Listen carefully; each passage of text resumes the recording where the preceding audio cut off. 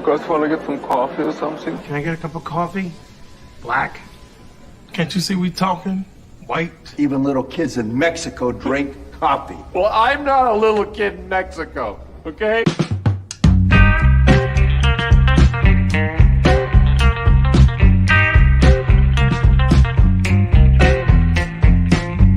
That is the best coffee I've ever tasted. A damn fine cup of coffee. You want a cup of coffee? No coffee.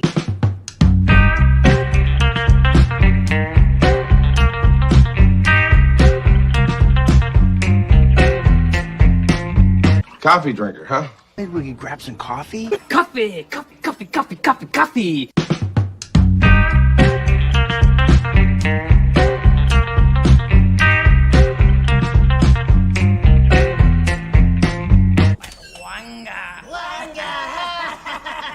How you doing, fellas?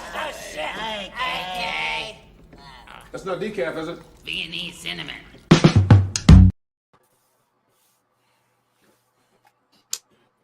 Good morning, everybody. Even though it's been a shitty morning so far, I'm having all kinds of problems. Nothing is working correctly.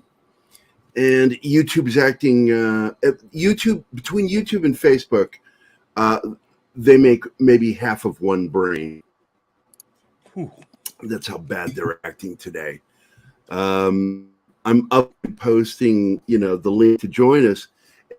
And it's instead of the thumbnail that's on YouTube. So there's something going on why it's doing that.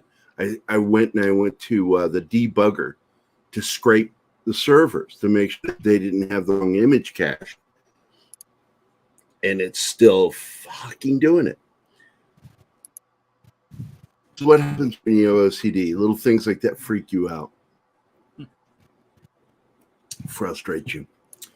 I'm on one fucking bar. That means that I'm probably roboting right now, sounding really unprofessional as fuck. Actually, you sound pretty good. So, yeah. And Keith dropped out. Fucking Keith. We lost Keith. No, it wasn't Keith. It was Scott. Oh, Scott. Scott. Then who was it? Scott. Fuck Scott. Fucking Scott. I'm just really fucking annoyed this morning. Good morning, everybody. I'm trying to get myself in a better mood by doing what I typically do to other people, where I redirect my fucking brain to think of cool stuff. We had some fucking huge things go down between Mikey Sutton, Midnight's Edge, and us last night. And a lot of stories already hitting out there that are confirmations of what we've been talking about and what he's been talking about. Good morning, Christopher Carroll. Very, very exciting news. The one I don't know how to read, but I think that this is in the right direction. I don't know. Because Zaslav can be fucking pretty harsh. And we know that. So, Scott Lewis, are you coming to the show, motherfucker? Motherfucker. Good morning. Oh, Dalita is here. Anima Confusa is here. Good morning.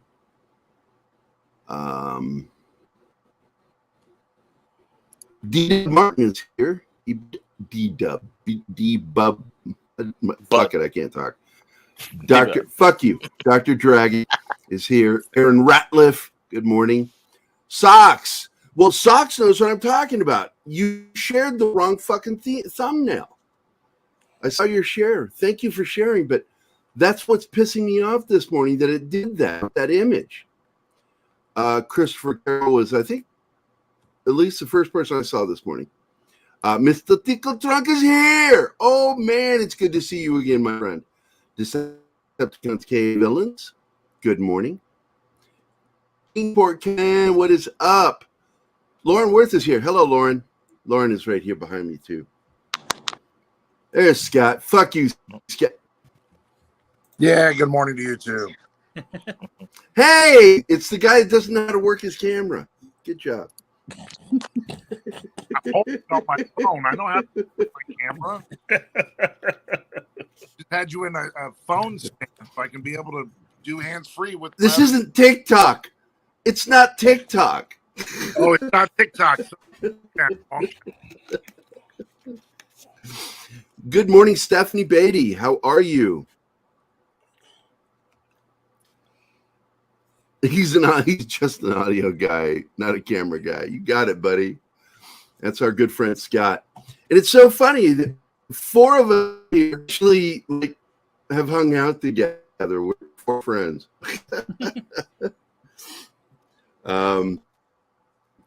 My favorite thing, I've never gotten mad at Scott. Never. Ever. But man, I've gotten mad at the con when Keith and I are trying to talk to people and they put us right next to the announcement stage. And Keith and I'll be like, well, and then all of a sudden, today, you get Scott just blurting with those fucking megaphones. And it's like, we just sat there and I'm like, why would they put us in here by the stage? Why would they do that? But you do. You have a great voice. I love, well, we talked to them and they apologized. They realized they're fucking baff. They're like, oh, yeah, you need to talk to people. And you can't when we're doing announcements.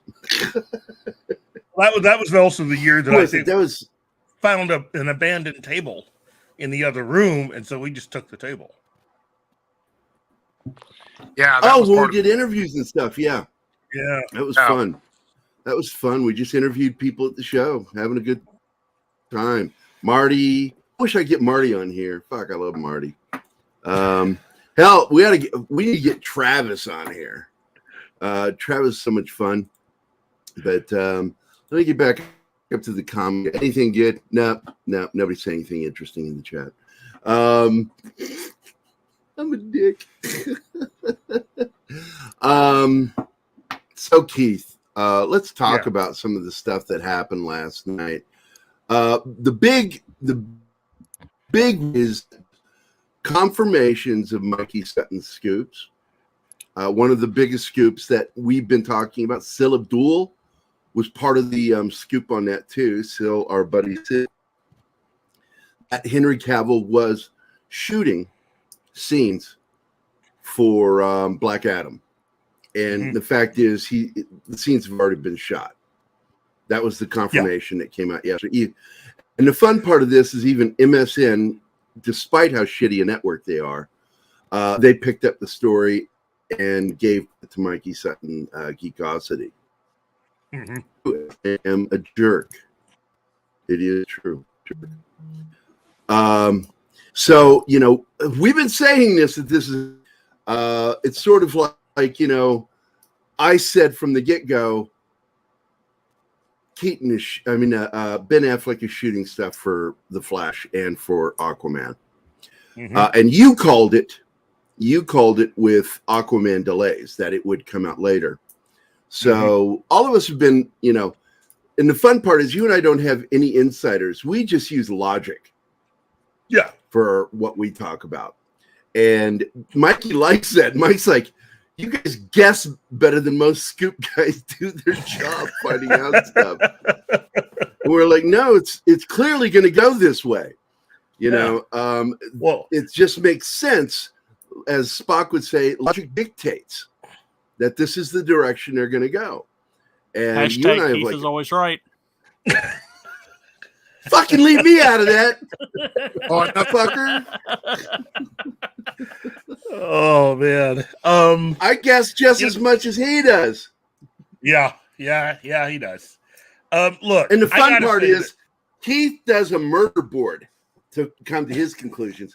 I just sit there and I'm reading something. I'm like, oh, I can tell where they're going with this. It's sort of like watching a movie. I'm like, oh, I know how it ends. Yeah, Bruce Willis is dead. I was like, the minute he grabbed the door handle, I'm like, oh, he's dead. He couldn't get into the basement. I'm like, he's dead. That is obvious what they're doing here. My boss is like, oh, no, it's not. At the end of the movie, God damn, Gerry. I'm like, I'm good at guessing. But, yeah, Keith and his fucking murder board. If you guys don't know what a murder board is, it's a cork board with photos, maps, and shit like that, and red pins with yarn pointing at certain people. Who did this? Who's connected to what? If you own a copy of the movie John Carter has one. So, yeah.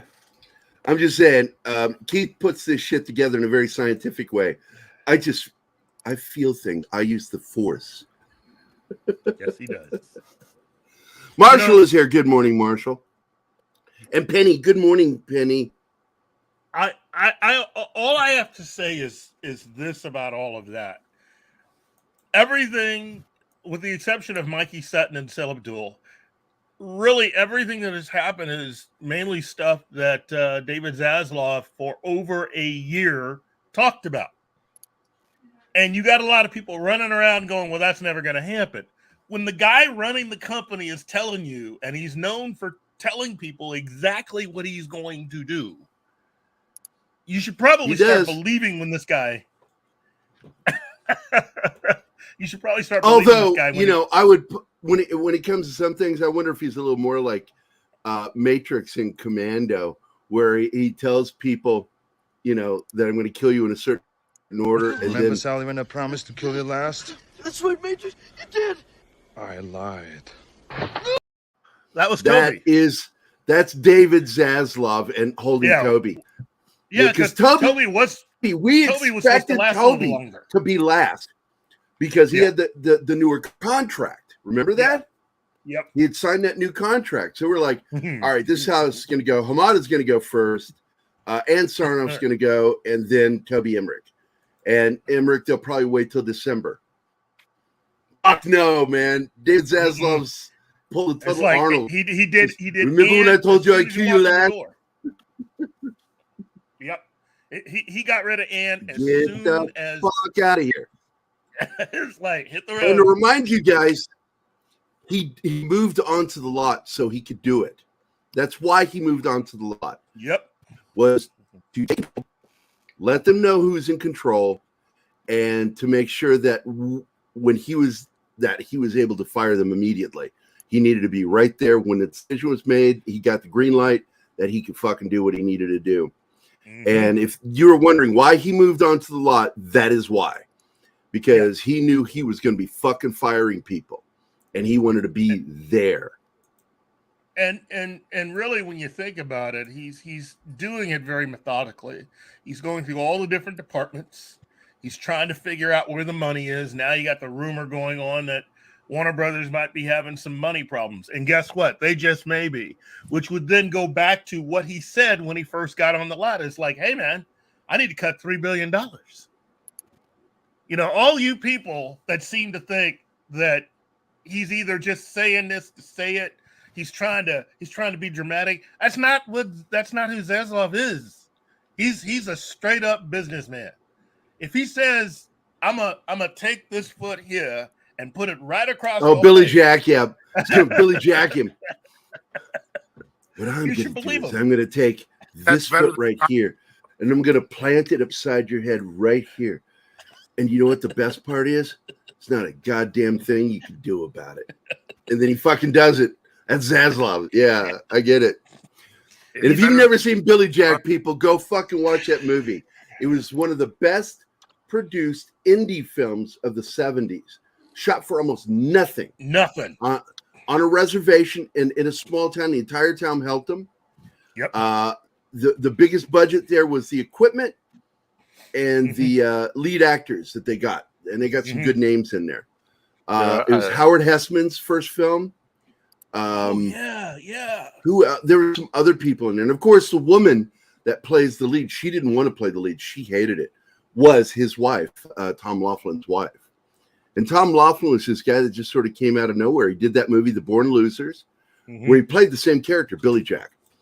And he did several Billy Jack movies, but the worst one was Billy Jack Goes to Washington. Yeah, I have found 3 of them. Billy Jack. Which ones do you have? Billy Jack, The Trial of Billy Jack. Then you've seen Billy it. So what do you agree with me? No, I haven't seen it yet. Okay. Then I want to talk about it. Yeah, there are on my backlog, my very, very big, unmanageable backlog. Because he's absolutely very political with his movies. Yeah. If you don't get his politics watching his movies, and the problem is when you're a kid, I just saw the martial arts. Oh yeah. When I got older, I'm like, God damn, this guy is so. Good morning, Wolverine. Good morning. I already said good morning to Aaron. Good. Danny's in there? I didn't see him. No, Penny. Oh, yeah, hello, I said Penny. good morning, Penny. Good Yeah. morning, Penny. You know, Hi, Penny. Here's a question. What are your thoughts on Disney Plus doing a live-action King Kong series? Money. They need money, and they want it to be spectacular. And It's in trouble. I mean, there's we've been talking about this for a while, Keith and I. Far enough. You know, they are in financial trouble. They know they are. They're beating their purse with investors, and the big investors are the scary ones. We've got a woke motherfucker who put dollars into Disney, and what's his name? He's a piece of shit. He's a real piece of shit. So Disney's in trouble. And on top of that, he's made demands with that $1 billion. I don't see Disney being able to do and surviving some of the things he wants to do. For DC goes Disney. We've said this all along. They see what's going to happen over there's DC. And what was this shit we just heard yesterday about DC Comics? Basically they bless you again. Bless you. Again. Basically it was They said bless you. They asked for the books. They wanted the books. They wanted to know who spent what on what. They wanted to know why the sales are the doing way the audits. are. Yep. They are doing a full top down audit of DC Comics.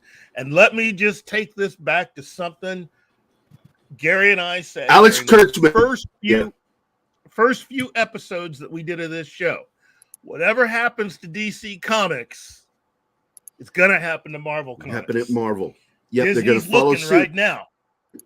And it looks like this is gonna go through what they're gonna do. But basically, they are just going over everything to figure out how come they continued to go down this road of telling some of the stories that we're not selling, and who was responsible, who okayed a lot of these stories that they did, and they're not just doing it over the last year. They're going back, I'm thinking, almost 30 years with all sales. So they're going to get a pretty good idea at who or what works.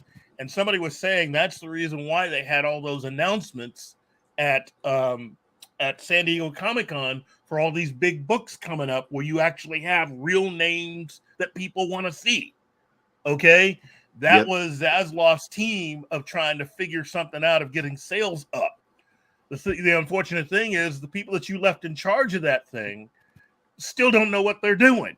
A majority of the people running DC Comics right now were getting coffee for everybody 5 years ago. So that's not the way to run a company, especially one that's predicated on legacy. You know, I mean that's with Lucasfilm. You had the chick that made coffee suddenly running the company, and that's Steven Spielberg's only compliment is she makes a hell of a cup of coffee. Yeah. So, and good morning, brightest day. Good to see you, my friend. Wolverine said something interesting here. Gerry, James Wan's Atomic Monster is behind the Disney Kong series. That's the only interest of note. That's interesting, though. That is interesting. Yes. Let's see. Can't Warner Brothers just hire a true fan? No, this is, goddamn, man. This has been the problem is they keep hiring people who don't fucking love comics. Yeah. And even when you hire somebody who loves comics, personally, I think Jim Lee's done a crap job. Just a crap job running DC Comics. Just a terrible job. We need to get somebody in there that knows how to run a business. I think we got Scott back, and I think he wants to say something. No, I was just going to ask a question. Go ahead. I don't want to interrupt you. Oh, go for it. Yeah, ask a question. Yeah, go for it. Being the audio guy, yesterday, Madonna's daughter released her first single and video. later throughout the day, Madonna was talking about that she's open to doing music for an upcoming movie. What do you think about that? Well, it's Madonna, and she can do anything she wants. Chances are, it's definitely not going to be the Joker. She just wants to be relevant. She's older than you and me, and she's still trying to be a rock star. And it's time for her to fucking just shut the fuck up, be like her idol, and retire. And live in a New York apartment, let somebody rediscover her when she's in her 90s. Oh, it's so awesome. You're not dead. Let's talk. What was it like being Madonna? Because we're all fucking tired of her. She can't write a song worth of shit. I think she's helping her daughter produce the album and do stuff. It seems interesting.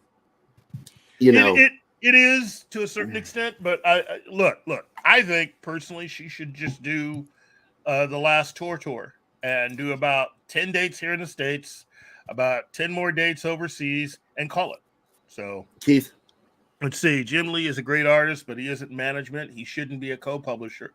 I've been saying fucking that since he amen. It's right from the top. Jim Lee is a great fucking artist. Yes. That's all he should be fucking doing. Well, he could run Wildstorm. I don't know.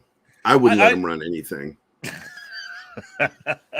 I love Jim Lee. I wouldn't give him a fucking anything to run. I would let him be in charge of art. Well, and that Wildstorm was is his it. company, and I think he should just go through and just stick with that. But he is a talent. I wouldn't let him go, but I would not allow him to be co-publisher anymore. I would go out and find somebody. I would go out and find someone that has a little bit of experience and a love of comics. Look, a lot of the people that either retired or were forced out or kicked out or run off, you could probably get half those people back. But the unfortunate thing is that there has been so much damage done at not only just DC and Marvel, because John and I had a conversation last night, and I reminded him of a few things that Marvel had done, that are really out there. Instead of a love triangle for the X-Men, now Jean and Scott and Logan, well, it's just all three of them together. They're a thruple. Yeah, and it's just like, okay, we've gone all the way around the bend, I'm just saying that a lot of this stuff is played out, and I just realized that if we used Japanese numbers for when we do triple, quadruple, all that, two people would be called a nipple. But these are all that's not even a joke. It's actually a fact. That's what we call it. It's ich ni son shi go roko hichi hachi kuju. Anyway, ich ni, and then pull. Wow. Wow. I'm learning so much today. Thruple. No, you're learning nothing from me. I guess it's always... just how not to mix languages. Good morning, Gap After Dark. Good to see you. I saw a slip in. Who was it? Hex Allen Comics is here. Good morning, Hex Allen Comics. Good to see the crew. With the morning crew. And once again, Mr. Tickle Trunk is Norm. Just saying. Monkey Jeebus. Norm. Monkey Jeebus is here. One of my two favorite monkeys. Monkey Jeebus. When I say Monkey Jeebus, the first thing I want to do is I want to do a really bad Indian accent. Oh, look, it's Monkey Jeebus. Hello, Jeebus. How are you? Stop laughing at Gerry. That was whatever, Mr. Tickle Trunk. Fuck you. Fuck you, buddy. Ultimately, I think once they're done with the audit for DC Comics, I think a lot of decisions will be made about how that company should go. They wanted Jim Lee when he gave that quote to Deadline, or was that Hollywood Reporter, or was that The Wrap? They're all pretty much the same fucking magazine now. Mm-hmm. He shouldn't have given that quote. He shouldn't have said a fucking thing. right now it's reached a point where I really do believe, as the rumor is going, that it's looking like it's just going to become, Batman, Batman, Batman, Batman, and a Superman book is how pretty much things are going to go, because they can't seem to be able to do anything else. Things are so decimated, and again, you chased off so much talent over the last 4 years that. And again, understand. Chuck Dixon is still one of the best comic writers out there. Things are so bad. Normally, when you chase off talent like that, they just go right across the street to Marvel. Well, they've gone in. They're like, fuck a lot of the top three. Fuck them. They don't want to work for the top three anymore. They've gone off and done their own thing. Graham, Chuck, all of them. Kelly Jones. They've all pretty much gone. Even though Kelly did take over doing some stuff. When Bernie died. Well, it's like I told Keith last night. He is the heir apparent to Bernie Wrightson. The future by the way, good morning, comics. The future of comics is in the independents, like what Eric July's doing. Mm-hmm. Yes. Yeah. Yep. He says contact me. I have done everything I can to try to contact him, so I'm going to send the black guy to go try to talk to them. But I'm like, I work in the industry. Why are you not talking to me? Because I would love to get him on the show and talk to him about what he's doing, and praise him for what he's doing. Because he and I just forgot his name. Oh shit! With the frogs, help me. He and even worked on Green Lantern. Ethan Van Sciver. Not a fucking friend of mine, and I can't get that guy on this show. He'll answer me, how's it going? I'll go, hey, you want to do the show? Crickets. Come on, do the show. I want to interview. Crickets. Hey, man, I'm working on this new book. Congratulations. Man, that art's great. You want to do the show? Crickets. Fuck, I swear to God. I'm like, talk to me until I watching the show. And I'm like, our show's good. I think that he doesn't want to have to say no because he's so busy. But Chris is here. Chris from Light Productions. Good morning, Chris. Yeah, he had a really cool How you doing, question. buddy? What was it? Let's see. His was about if DC outsources their comics. Live streamers should create a company and get the license to publish them. That'd be fantastic. It's not unheard of for fans to buy something, by the way, to take it over. Because somebody brought it up. If we got the money required, which is insane, like a few billion, by Disney or Marvel. Okay, with the $5 super chat. I was thinking, have you guys ever read Wizard magazine? Of course, I love that. It was my comic news source. They had dope covers. I loved it too. I loved it so fucking much, and because the ones who that was really the best internet Wizard magazine. Because even though the internet magazine internet existed in the 90s, we didn't have anything like Wizard Online. And Wizard was the one that published picks for the X-Men. Mm-hmm. And you had Clint Eastwood, Mel Gibson, a bunch of good actors for Wolverine. But the one that nailed it ended up happening was, of course, Patrick Stewart as Xavier. Yeah. Or as it would be pronounced in Europe, Javier. It's only Xavier because X is in the name, so that's what we call him now. I know it's not grammatically correct. Well, you see the anima said something to King's Corral when he asked a question about why she's not on. She's very shy.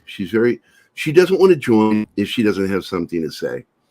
Even though she really has something to say, she was like, I don't really have a, so I'll just chat. And I'm like, still you're stuff chat, but you don't want to be on the show.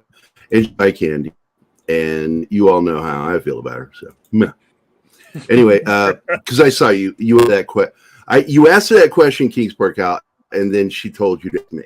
And I saw that, and I'm finally getting around to it because I'm fucking slow. What do you want? I want to thank you for your $5 super chat. And absolutely, Wizard is one of the best things. And I hated that it left. And I'm hoping that one day we can get it back online as an online magazine. Or at least something. I don't know what's going on. Who owned Wizard? Do you know? Who owned it? That was dude, the guy that they ended up kicking out. Well,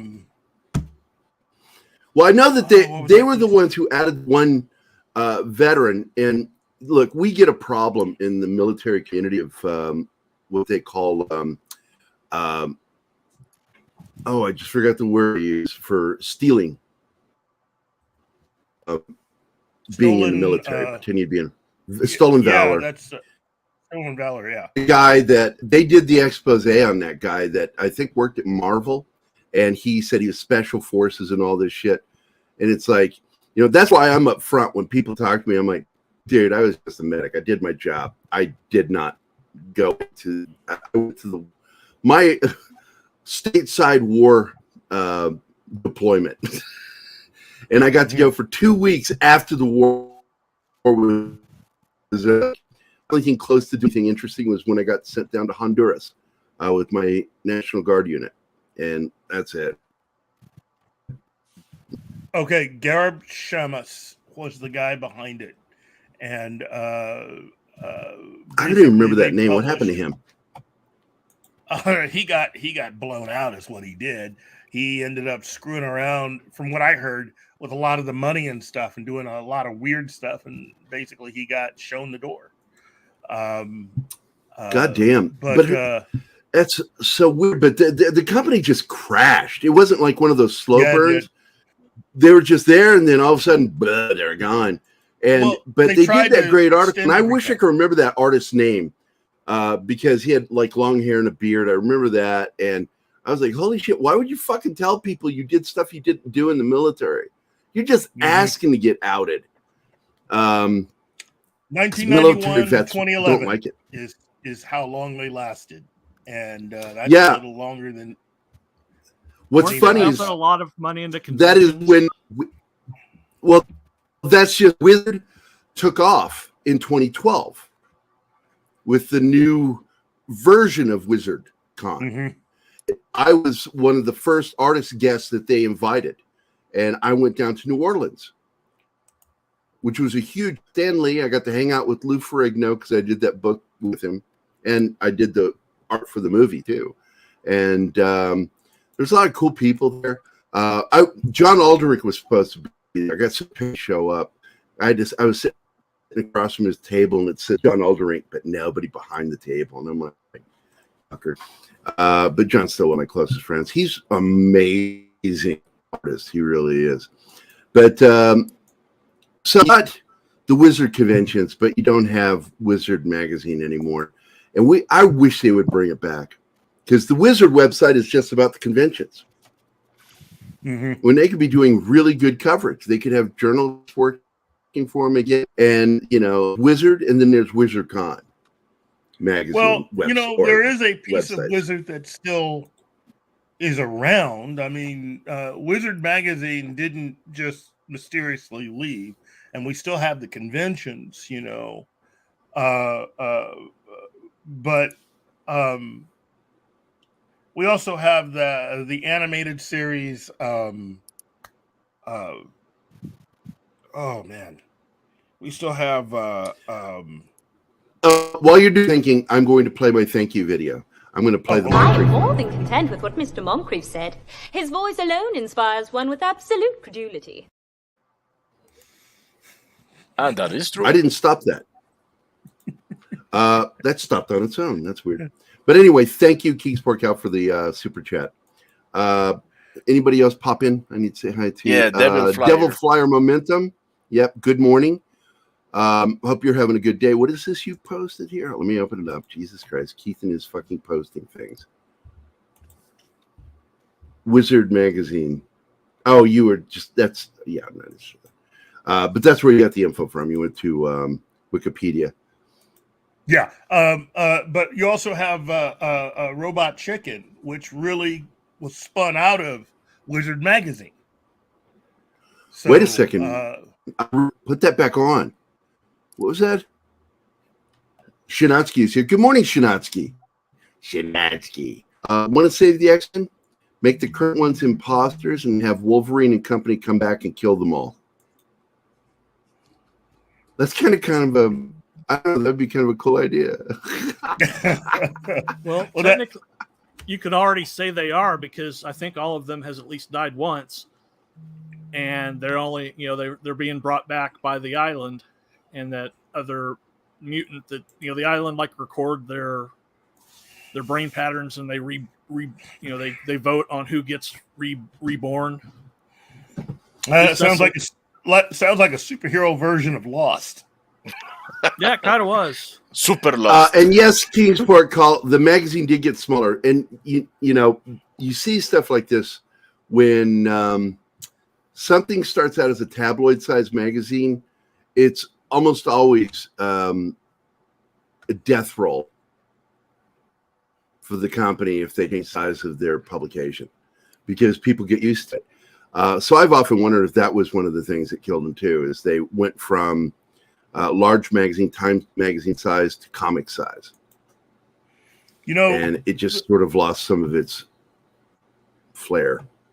A lot of the stuff that's happened to Marvel and DC over the last few years never would have flown if Wizard had still been around, because that safe space and then the whole thing with Superman and the buggery, and the whole thing with let's just go ahead and let's have Tim Drake come out as gay, and then we're going to turn around and make John Kent gay, and then the whole thing. It's sort of like Trey Parker and Matt Stone said, "We're all gay." Now it's like everybody's gay. It's that song from Team America. So. It is. It's just none of that stuff would have gotten very far if Wizard had still been around, because fans would have had an opportunity to either see a bunch of this stuff before it got published, or a lot of those people would have had to have given some kind of an interview or statement about why they were doing it. And I don't think a lot of that stuff ever really would have gotten off the ground. But what, Wolverine? Jeffrey Dean Morgan coming to The Boys season 4? Well, all I got to say to that is, look, man, Jeffrey Dean Morgan, kind of an idiot in real life, but he's also really wicked cool. And so it's like one moment he pisses me off because he says something that you would expect Ron Perlman to say. Because Ron Perlman is as intelligent as he is beautiful, and he's an ugly motherfucker. But Jeffrey Dean Morgan, he will say something stupid publicly, but then I'll go, he's probably drunk because he drinks a lot. He showed up on fucking Craig Ferguson's show hammered one night. It was hilarious. He's not the only one to have done that. Another person that showed up drunk was Eddie Izzard. He was hammered and destroyed part of the set that night, throwing shit. And Craig's like, fuck it. And joined in with him, started kicking and throwing furniture on the set. I think a lot of people showed up on the Craig Ferguson show a little hammered. So I think Craig Ferguson did too when he was an alcoholic. But fucking great show. One of the best late night guys since Johnny Carson. And that was the death when he left. That was the death of late night TV. Everything's garbage now. Nothing's good. Conan's garbage. They're all garbage. Just garbage. Yeah, I've said what I had to say about Conan. So yeah. And I get what you're saying, because I used to be in his court because I thought it was shitty. But the fact is, what was done to Jay Leno was shitty. But anyway, here we go. Report: Henry Cavill shot new Superman scene for Dwayne Johnson's Black Adam. We already knew about this shit because of Mikey, but now it's confirmed. So here you go. So he's back, Mac. And this is just confirming what we already said and knew. Yes, he is. He's very chill. He's very chill. And if you've never seen him in an interview, don't watch any interview with him other than the ones he did with Craig Ferguson. So let's see what else we got. We got this giant fro, but it's in actually giant freaking robot shit. And of course, it was who works with Becky, and our good friend and co-host of Scoop Zone. And if you're not watching his show, it's called Scoop Center, and I think he doesn't stay. You need to be watching. I always watch it in reruns. He airs when I'm usually busy. But this is once again confirming what we've been saying all along, that he's back. That's, of course, Back in Black. Hence the image of the shirt. And then, of course, this is the other one. We knew about this, and you guessed this one, that they were going to do it this way. That they're going to release The Flash ahead of Aquaman 2 for specific reasons because of what Affleck is doing and Henry Cavill. Mm-hmm. So in order to be in line, storytelling line, Aquaman has to come out after Flash. Yep. And thank God Shazam! Fury of the Gods won't have any delays. It's just going to come out because it's kind of its own film. Well, it's taken the March date that Aquaman had. Yeah. It's also supporting Snyderverse. And that's just simply, whether you like Snyderverse or not, when you look at what we had, it is the best. What do they call that? The better of two evils. Yes. You know, and Snyderverse, I have my problems with it. All deal with Superman, really, more than anything. And then I have problems with Snyder's interpretation of Batman, too, because it's just Frank Miller's Batman. And that is older Batman after years of being Batman.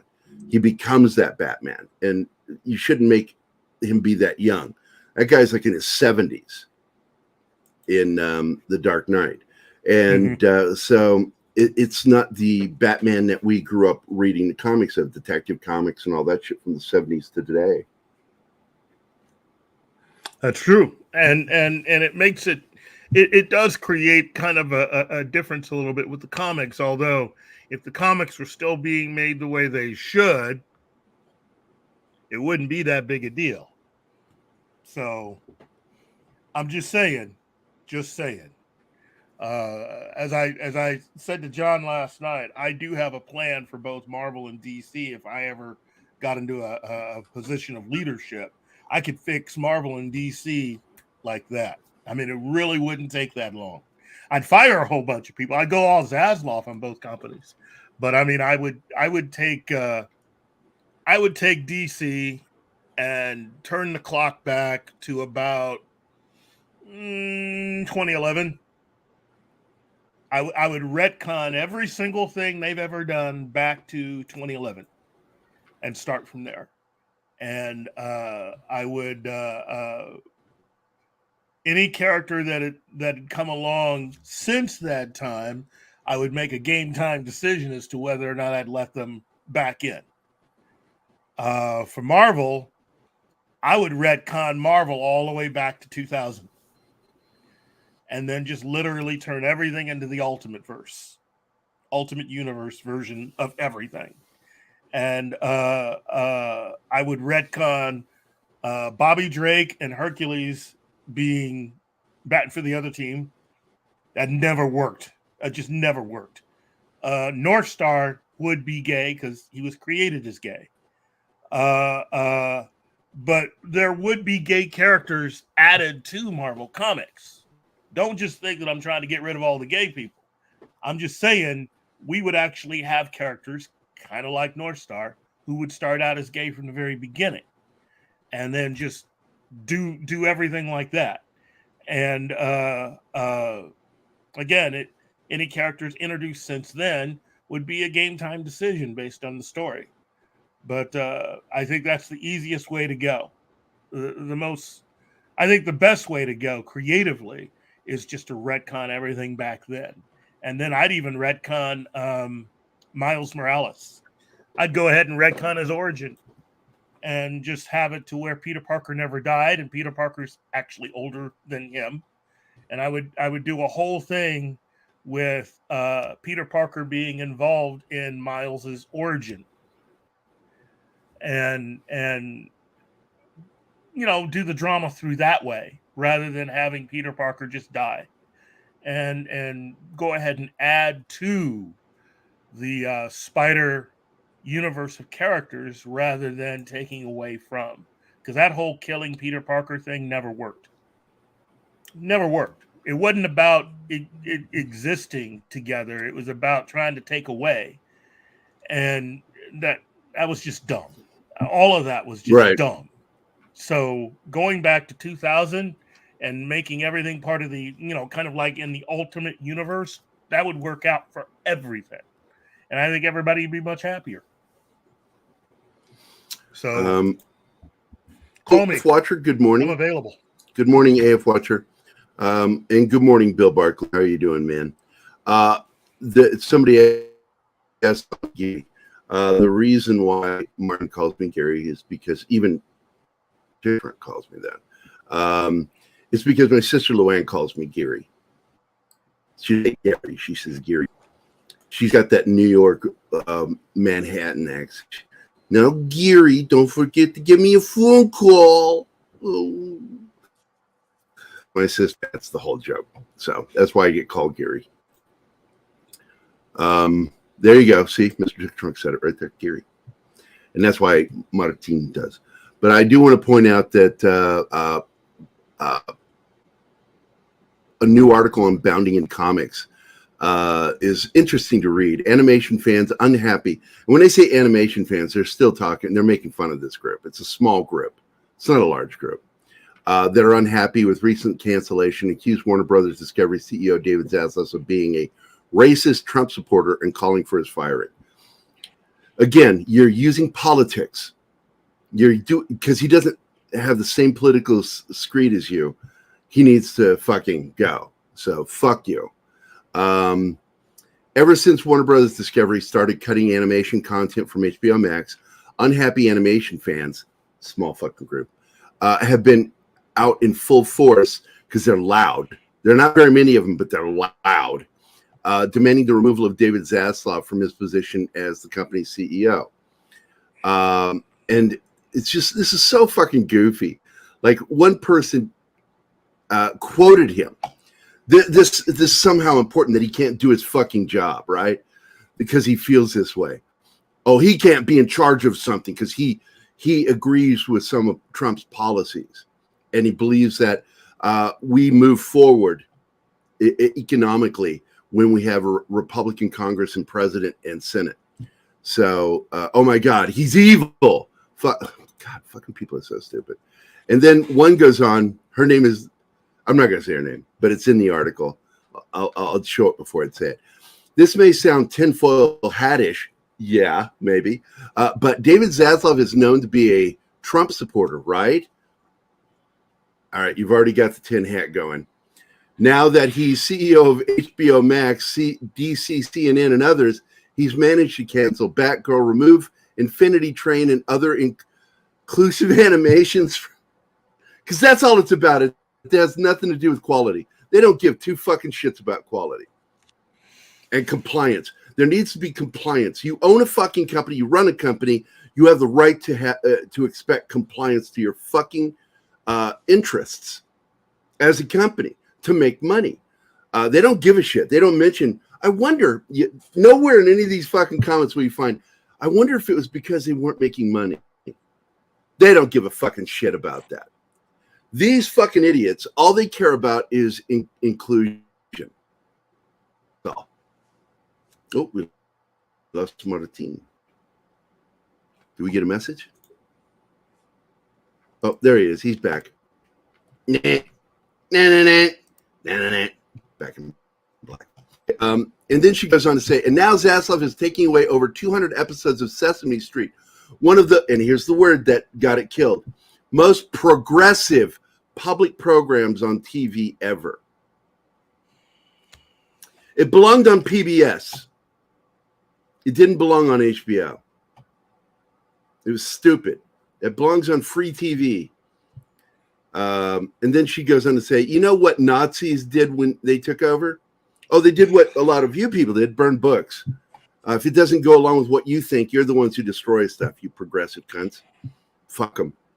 Oh, my God. In case people aren't aware, Zaslav is not only a Trump supporter, but has disproportionately canceled shows by women.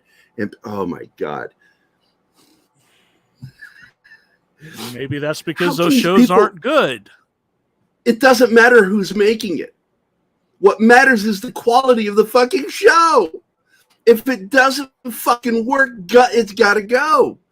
That's why She-Hulk, and I'm sorry, Bill Barkley, that you're watching that show. I won't watch it. I'm not going to watch it. I saw all I needed in the trailers and the promos. Says That's enough to me. Okay, I'm watching it. I just haven't watched the new episode yet. Bill did. I refuse to fucking watch shit like that. Keith knows I got angry when they fucked us over at Moon Knight, and that was when I said this. He was done. He was done. The bait and switch me again. Nope, that's it. Fool me once, shame on you. Fool me twice, shame on me. I'll take the blame for that one. I'll never do it again. I'm not falling for it. Is the market for animation becoming less, or is it just the bull Warner Brothers is producing? I'm working on something animated. What has happened is that animation used to be something that Warner Brothers and especially DC were really good at. And then about 3-4 years ago, they ended it. Okay? Everything that they were working on in animation, all of that great content they had for years changed. They changed the company and they changed the people that were writing and producing animation for Warner Brothers. Having checked out a lot of the newer stuff, the quality of some of that stuff is either decent to bad. I checked out the new John Constantine thing that they produced, and it was awful. It was like reading. It was like some of that newer Marvel content with Captain Marvel, where the artwork was just so awful you couldn't tell whether she was a man or a woman. I mean, and it was just bad art is really what it was. And the new Green Lantern. Oh, that was horrible. Look, you're not dealing with the kinds of people and the kinds of subject matter that they were doing in its heyday. You know, Justice League Apocalypse War. Justice League Dark Apocalypse War, I think that's the name of it. Yeah. Was the final one. That's it. That's the end of all of the classic great animation that you were getting from DC. Okay? With the exception of Harley Quinn, which I still find entertaining, a lot of this other newer stuff just isn't worth your time. And so if it's getting cut, that probably means it's bad or it's not selling. You know, and I'm adding in there the new Batman series from J.J. Abrams. So I really don't see that as being any good. I think I've heard from some that have actually seen it, you know, and say it's really not that good. That Bruce Timm is not the same Bruce Timm from the early 90s. So, well, Deanie, because I can't remember who said it yesterday. It was one of the crowd said yesterday that Deanie was, I think it was Jeebus. Jeebus said it, that Paul Dini was the real guy that brought us Batman. And that's true. It's so true. But we do like Tim too, because he was part of that. Yeah. And it's difficult to keep some of that stuff going. And that's fine, you know. But I think what Zaslav is wanting is that quality again. Anybody that can still make stuff of that quality, Zaslav wants to talk to you. He wants to get you back in there. You know, if all you're going to do is just sort of like, you know, just bleh, creatively. He doesn't. And wanna by the talk way, to you. every single person that was quoted in this article, I'm going to click the link over to Twitter so I can block them because I don't ever want to interact with fucking idiots. And by the way, just to piss every fucking left-wing lunatic off and send them squealing and screaming and fucking losing their shit, I will absolutely say it right here. Just to piss people off, I'm going to vote for Trump if he runs again. I don't fucking care. If you don't like me, if you want to cancel me, I don't fucking care. I've got a career outside of this. You know, fuck people that lose their mind. I know you don't like Trump, but you're not crazy. Oh, no. I was thinking you were going to drop the knowledge that Zaslav actually is a Democrat. No, he is a Democrat. Look, Democrats, there are Democrats out there that like Trump. One of them, Roseanne Barr. Look at her. Everybody, she was a darling to the left. Then she goes and says she's pro-Trump, and now she's a fucking racist, capitalist pig. And it's like, look, man. Well, capitalism doesn't know a political. This is a fact. Capitalism doesn't know a political scree. It is absolutely Democrats and Republicans. If you see a rich fucking politician and they're a liberal, guess what? They're capitalists, whether they like it or you like it or not. Like Pelosi's a huge capitalist. She's fucking rich as fuck. So, you know, it's when you say us and them, it's not a political head that you're hating. You're hating people who abuse the privilege of having wealth, that blame the wealthy and want to tax the wealthy to death, but forget that 99% of all taxes are paid by the rich in this country and have been. Well, a lot of those. That's a fact. That's not my opinion. That is a fact. Only 1% of all taxes are paid by everybody else. No, a lot of these calls for cancellations are coming out of Twitter, and the ones that are doing it are, a lot of them are sock puppet accounts. Yep. If you look, right, you'll see where they follow like maybe one or two people and have no followers. And that's, right, you know, it's all smoke and mirrors. And, you know, it's just a bunch of loony left controlling these fake accounts. And that's why Elon Musk said, hey, I'm not buying this unless you give me the real numbers. Again, he's really not conservative. He's very liberal, Elon Musk. Yeah. Very liberal. Oh, yeah. And this is not about politics. This is about bullshit that we see from people who cling to the liberals that aren't real liberals. They're leftists. And because he's a liberal, he wants a good, strong economy. We all do. We want a strong economy. It has nothing to do with politics. It has to do with socio-political stuff. And that's why I hate socialists and communists and extreme leftists of any kind, because they're counterintuitive to success. If you are going to rely on socialism, you have just admitted that you can't make money. If you want socialism, you can't make money. That's what you're telling us. And we don't want that. This country has to be strong. Our fucking entertainment, how it's going, is a sign of the times. And so we're seeing this wake-up call. And it's so plain to see David what he's doing. And again, fucking okay? It's nothing to do with people. It has to do with his intelligence. These people on the far left that are screaming and hating too shit about being intelligent. Not one. And that's why they want to ruin everything nice. That was something like the Forrest Gump speech. we only heard the part that you said, and that's all the only thing I had to say about that. The rest was robot. Oh, nobody warns me. Okay, thanks.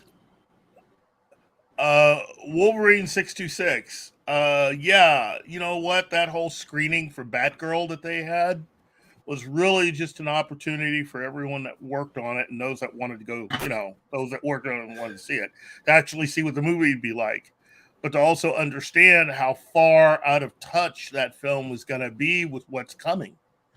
Now that they've been doing some filming for both The Flash and Aquaman, those films are no longer really going to match where Batgirl actually is as a movie. That film in 5 years is going to be so out of touch. It'll be like someone wanting to make X-Men 3 an official part of the MCU storyline, even though that movie sucks. God, that movie sucks. What is it with X-Men movies and the third one being absolutely horrible? Oh, jeez. It's the odd numbers with the exception of the first.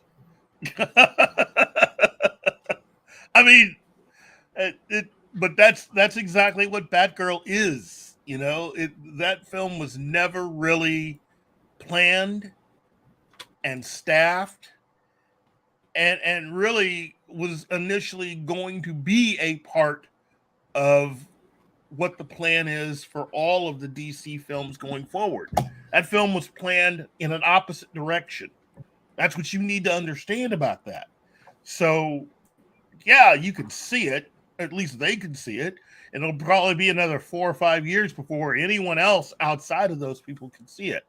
But you'll see what I mean in 4 or 5 years, how,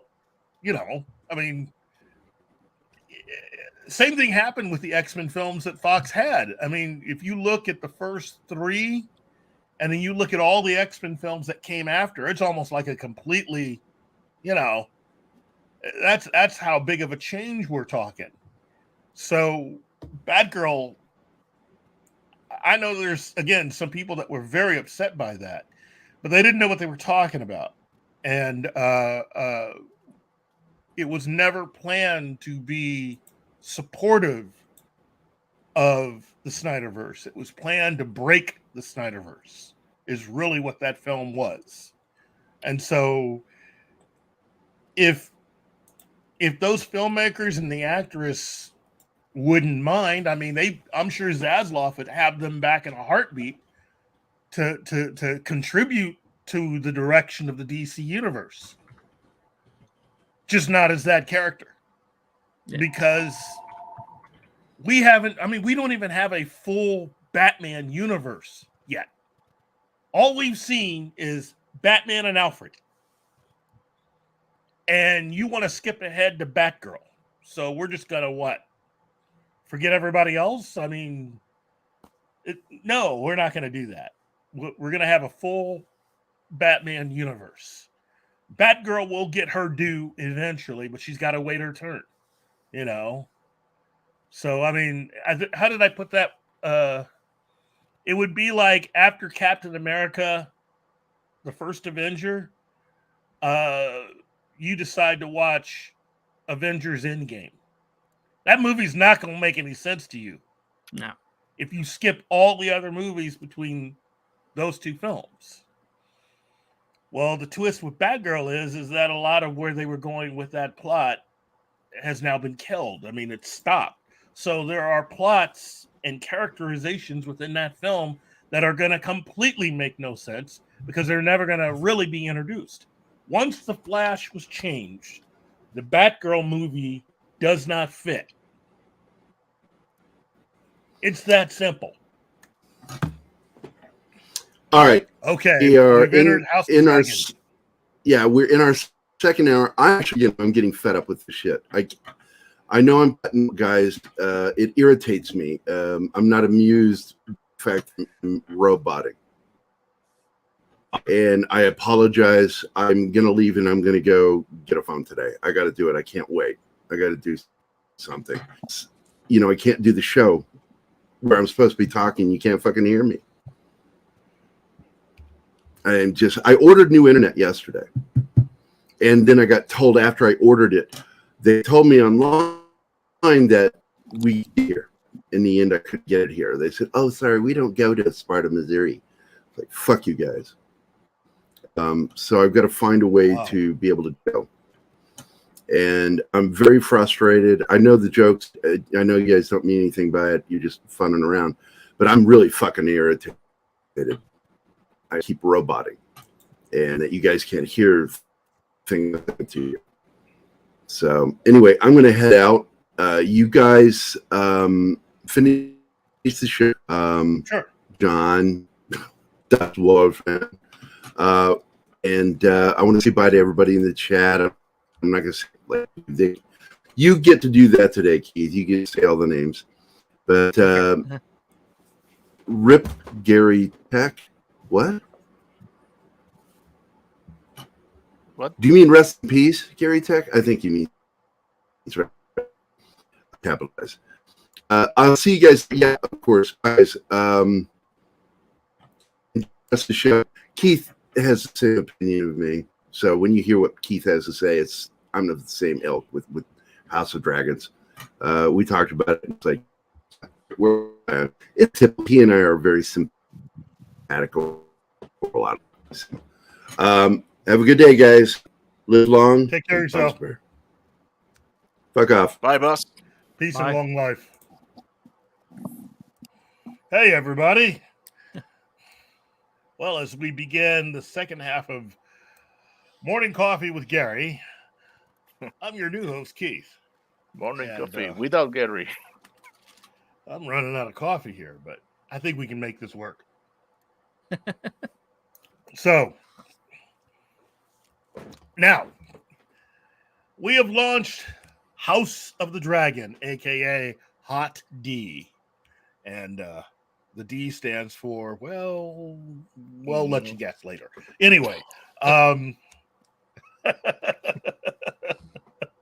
this is the prequel series to the hit HBO series Cha-Ching, which is what I like to call it. And it literally was, seriously. Yeah. Look, I have to be upfront. When this show was announced, I was not really feeling it. And I gave it no chance. I felt that it was really just a cash grab, which technically it is.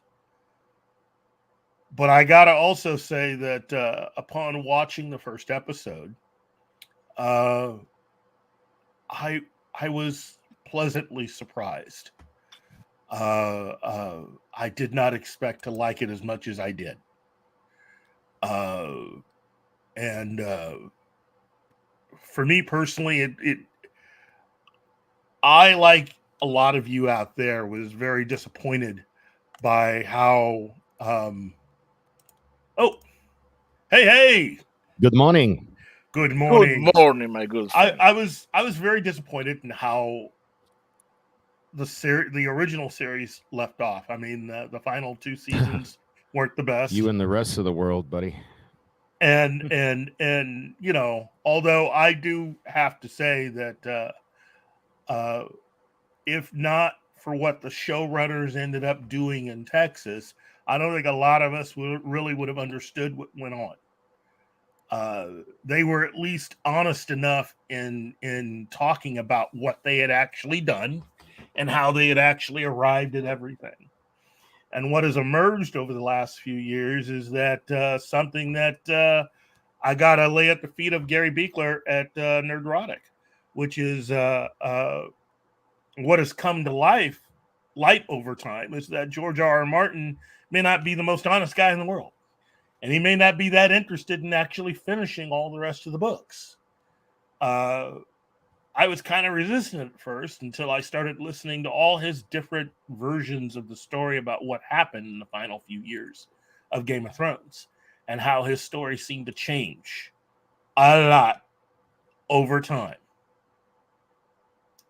But let's not all get bent out of shape about George and the fact that he may never finish his books. Yes, Black, I'm getting to that. So we have the first episode of House of the Dragon, and I have to say that overall, I think it was good. I think it was very good. And in fact, to me, the breakout star so far with one episode of the entire series is Matt Smith. Oh yeah. I mean, Damon is just his character of Damon. Every scene he was in, he was good. Every single scene he was in, he was good. And I know we're supposed to kind of feel, about Damon. I like the character. No, I like the character as well. I don't know if you saw my tweet from yesterday, which I got quite a bit of flack for. I said I'm starting to feel alone on my island of not being that impressed with the House of Dragon premiere. I only watched it because Salty Nerd early Monday morning, they did like a live panel specifically about it, and they all seemed to just gush over it. So I was like, okay, well, I respect their opinion. I'll check it out. Mm-hmm. I just was bored most of the time. I do agree with what you said about Matt Smith. I mean, he's easily the best character, and every time he's on the screen, it was I feel like he was born to play this role. Like he's really, and I'm not a Doctor Who fan, so I'm not familiar with much of his work at all, really. And he had a cup of coffee with Arnold Schwarzenegger in that one movie, but that's I don't really know much about him. But he's an actor that's appeared in a lot of television shows since he left Doctor Who, in at least 2 films. And for being as young as he is, he's incredibly talented. And, he's and I'm guessing he's British, right? He's actually British. Oh, he's very British. Yeah. Okay. Now he was. I don't know. Am I alone and think like it took me like 3 hours to watch this first episode because I was bored. I'd keep pausing it and just doing something else, and Hey, Shinatsky, this is the first time I've ever seen your face. What's up, man? It's Marshall. It's not Shinatsky, Danny. It's me. Well, the thing was in the way. It looked like it said you were Shinatsky. Yeah, my bad. Shinatsky's face is a secret best guarded even than mine. Oh, okay. Who's above me? Why are there no names? And what happened to the? Okay, above you is Scott. Oh, okay. So Scott, Danny, Scott. So I didn't type it in today. I was doing some work in the background. I'm the there audio. it is, Scott Lewis. There it is. Ironically, your audio's cutting in and out. Oh, okay. So it's Marshall. Okay, okay. Well, I finally get to see your face. You have the little Batman icon, right? Yep. You're Anima's friend. You're also out in Croatia. Is that correct? I wouldn't call myself her friend, but yes. Yeah, they have a little. Ooh, shots fired, Anima. You hear that? They're frenemies. Frenemies. Right on. Well, hi, welcome. Let's get what John thinks of the first episode now. It was better than I was going to give it credit for. Because I wasn't expecting much, especially after the last season and a half to 2 seasons of Game of Thrones. Yeah, and it was a lot better. And like you said, Matt Smith chews the scenery like a puppy dog with a new rawhide toy. And agreed, sir. Agreed. It's just. The only real complaint I have is it seemed they were just being gratuitous for being gratuitous. Like when? Because that was one of my complaints. Like I used to call Game of Thrones a song of tits and beheadings. You know what I mean? And well, I was talking about the amount of titties and sex doesn't really. I mean, in my opinion, that always interferes with the story unless it's actually part of the story. Right. Hey, Anima. Hey. And we have eye candy. She's like Beetlejuice. You say her name enough times and she appears. If Black Widow's on, I need to be too. Gary's going to be bummed he missed this. Yeah. Gary's not sending me links, so let him be bummed. He wants to see me, he needs to send a link. So, now, I'm assuming everyone here has at least seen the first episode of House of Dragon. Twice. Cool. Wow. Well, then you know what, Anima? You're next. What did you think? I really liked it. I went in without any expectations because the end of Game of Thrones sucked so badly. But I realized I really love that world and I like to be back. And I think it's really good. It was brutal. There were scenes that I really couldn't watch. Also, the second time, knowing that they were going to be brutal, I was like, oh, no. But yeah, I hope it stays. I hope it stays good. I hope they don't fuck it up. What scene made you do that? Because I didn't like. There was maybe one where the axe smashed the guy's face. That was about it. You know, I don't know. I want more. I want more of that stuff from my Game of Thrones. No, and when they cut her open to get the baby out, and she's begging them not to. That is so dark. Well, they didn't really show it all that much. Like I was expecting them to really. They showed her face begging her husband not to kill her. See, I guess that's true. Less in that instance. That was more. really dark. That's a nightmare. Like when they man. Like even when Matt Smith's character cut that dude's head off, they cut away. They didn't show the head getting cut off. You know, I'm like, come on, man. Like Game of Thrones used to be like double down on that. So I don't know. Well, they did show the guys twigging berries on the stump. So yeah, but they didn't show them get cut off. I mean, all this like but it's fine. It's whatever. They were saving money on special effects. All the bloody details. I don't like the real life stuff, but if you're gonna put this stuff on my entertainment box, I want to see it. Damn it! Oh, Danny, I'm learning too much about you right now. Look. I'm not gonna sit here and say that that I have never seen some outrageous stuff, especially with Game of Thrones. But the whole cutting her open thing, that was to the limit with me because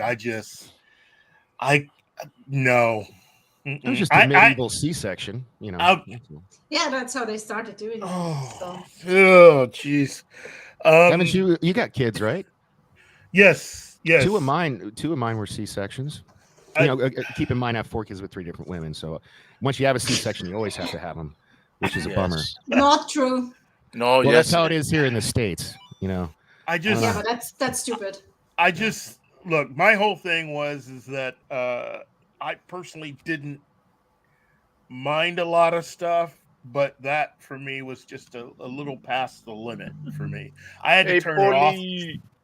I had to turn it off for a moment to be able to get my mind to adjust to it, and after that, I was good. And we have Paulie from no, finish that because it has to do with him. We have Paulie from Latino Slant. Keith. Morning. My offer to punch right in the face. What'd I do to you, Paulie? Paulie, is there anyone you don't like to punch? What'd I do to Paulie to deserve that? We'll talk after the show. We'll smoke a peace pipe. We'll work it out. Anyway, Marshall. Yes. What'd you think of this first episode of the House of the Dragon? I think it was decent. I will point out that I'm actually not a Game of Thrones guy. Like, I think I'm among the few people on the planet that basically stopped at season 2. Mm-hmm. I think after the first episode that Rose Leslie appeared, and I did this stupid thing of Googling her character and found out that they are going to kill her. And I'm like, no, I like her too much. I basically stopped there. But this was actually decent. And then somehow after the nerdy guys did their podcast, I actually like the show even more. And I will probably watch all 10 episodes just to see what happens. I think Matt Smith was great.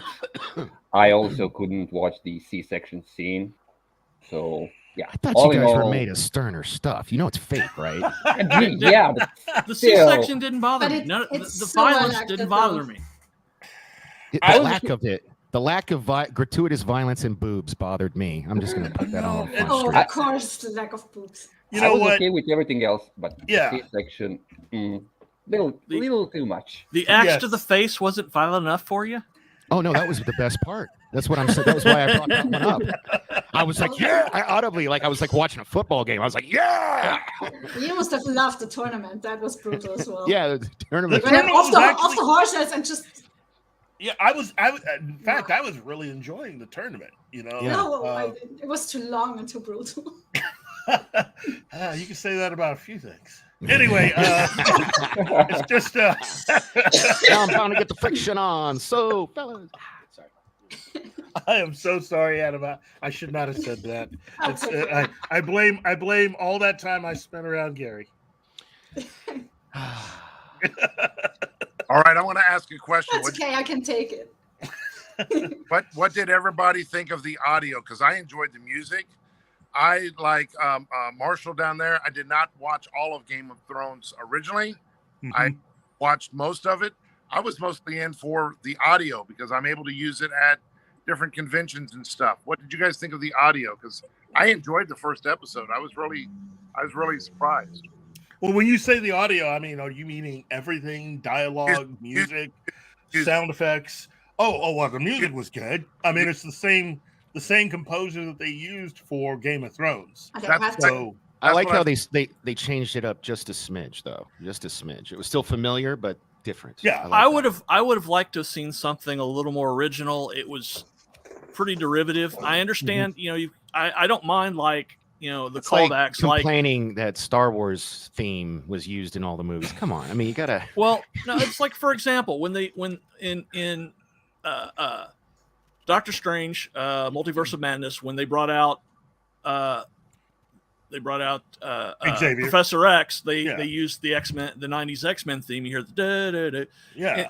And, little stuff like that is fine, but I'd like to hear something it could still sound in that same ballpark, but it was just like, well, you're just reusing the original theme and just changing a note here and there.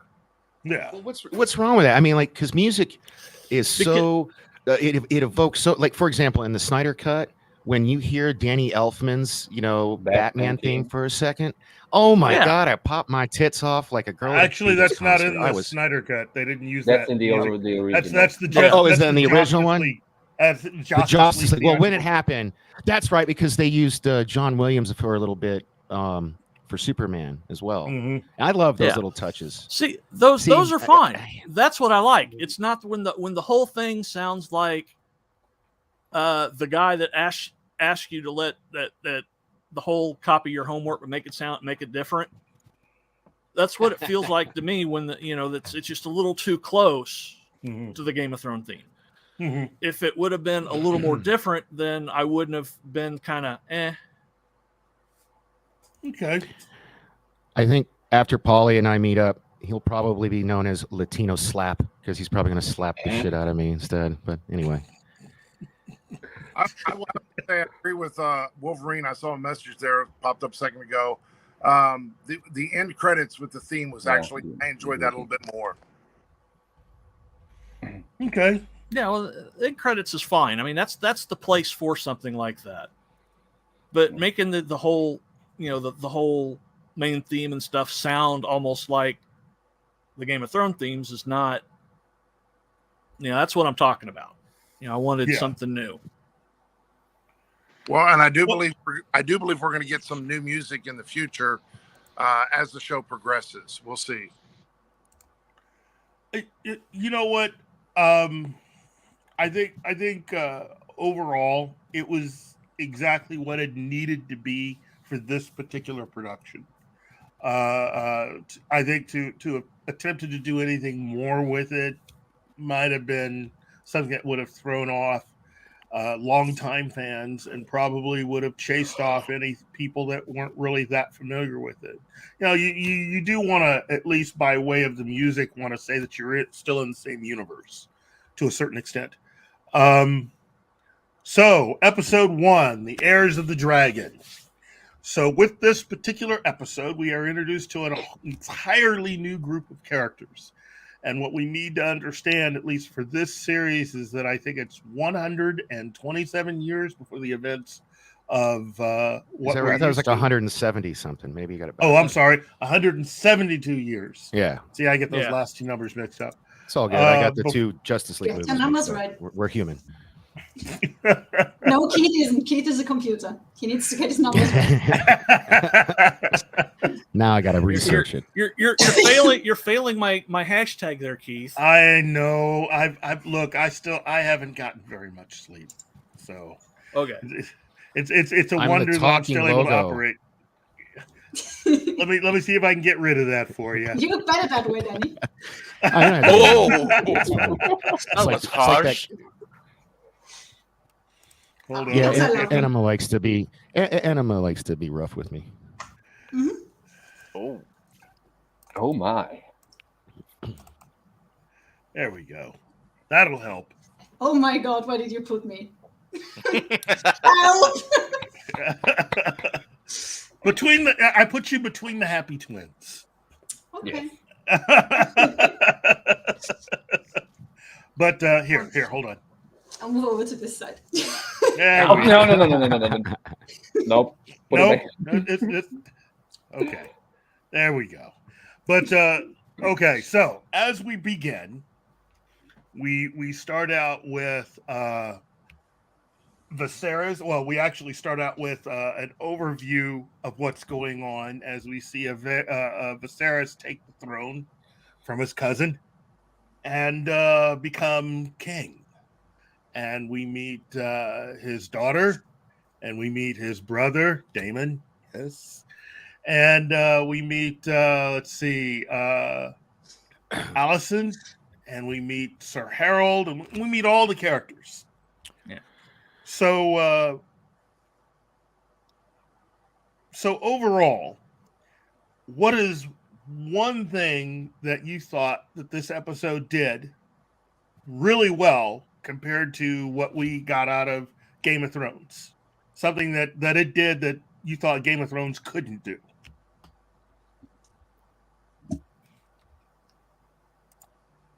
Oh, I didn't know it was going to be that hard of a question. Well, no, I mean, I've been accused. This is for Polly. I have been accused from time to time. Well, he said he wanted more anime. How can you talking do that? too much, That's so my photo. Yeah. Now I just got to get a voice modulator. So yeah, I'm trying to get better at waiting until you address me, like specifically when you have an opening. Well, Danny, I'll let you go ahead and answer. Oh God, what is? My favorite thing about this was, and I actually took the time to watch all of the opening and closing credits just to make sure. I did not see Benny Hoffenweiss's names once. Well, yeah, you were never going to, but no, yes, I know.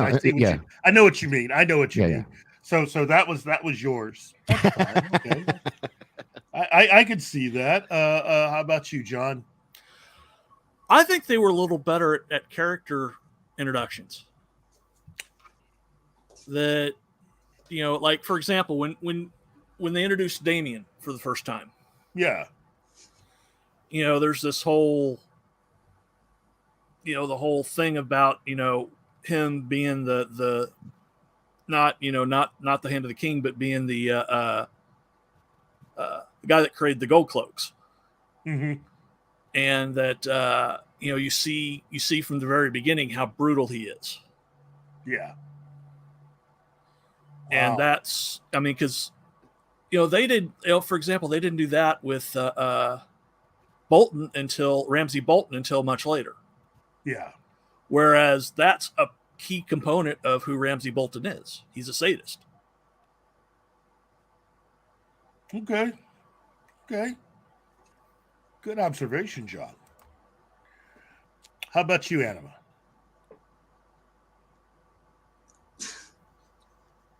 Nothing? I mean, nothing about this. I mean, you can't pick out anything that it actually did better than Game of Thrones? It's too early, I think. Okay. We got basically a setup. Yeah.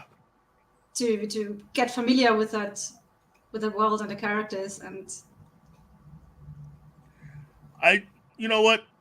I think I can think of something. I liked what they did with the dragons. I think this go around the CGI work on the dragons was phenomenal. The dragons are so cool, yeah. Oh, I mean, everything about them is amazing.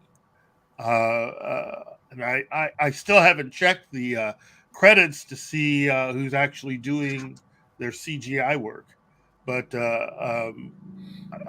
whoever is leading that group, phenomenal work on that. And that's just the pilot episode. How about you, Marshall? Like I said, first of all, I'm going to agree with John on what he said. From what I remember back when I was watching, yes, they did introduce characters in this a little bit better. Mm-hmm. And apart from that, it's not exactly an answer to your question, but I really did like the way how they introduced Damon, him sitting on the Iron Throne, all in darkness. Like, I enjoyed that scene really. I'm 100% on Team Damon. I don't care if he's the worst person in the entire Westeros. That was, at least in my opinion, that was good. Well, I usually root for the good guy. That's who I usually root. I'm like a 4-color comic book guy. I'm Captain America, that sort of thing. They got me to root for the bad guy. Yeah. Exactly. Bad guys are way more interesting. Good guys are boring. Yeah, I was always more into Megatron. I was always more into Skeletor. I was always. Danny agrees with me. We got to stop doing that. Well, I guess what I liked about Damon is that he's very upfront about who he is. He's not into the games of trying to, act like something. He's not after anything. He's just doing what he does. Well, he is pissed that his brother never made him the hand. He is really pissed about that. Yeah. Yes. But I mean, with him, you get who he is. There's no pretense with him. He's not pretending to be something or someone he's not. Every job he ever was given, he did it the way that he does everything. So he's not out there trying to impress anyone. He's just doing what he does. And if you don't like it, to heck with you, And I like that. That's compared to a lot of the characters, especially from Game of Thrones. I think everybody was really pretending initially, or at least not completely who we understood them to be. So starting out with a character who is just there, that makes all the difference. Nice of you to join us, Mr. Lewis.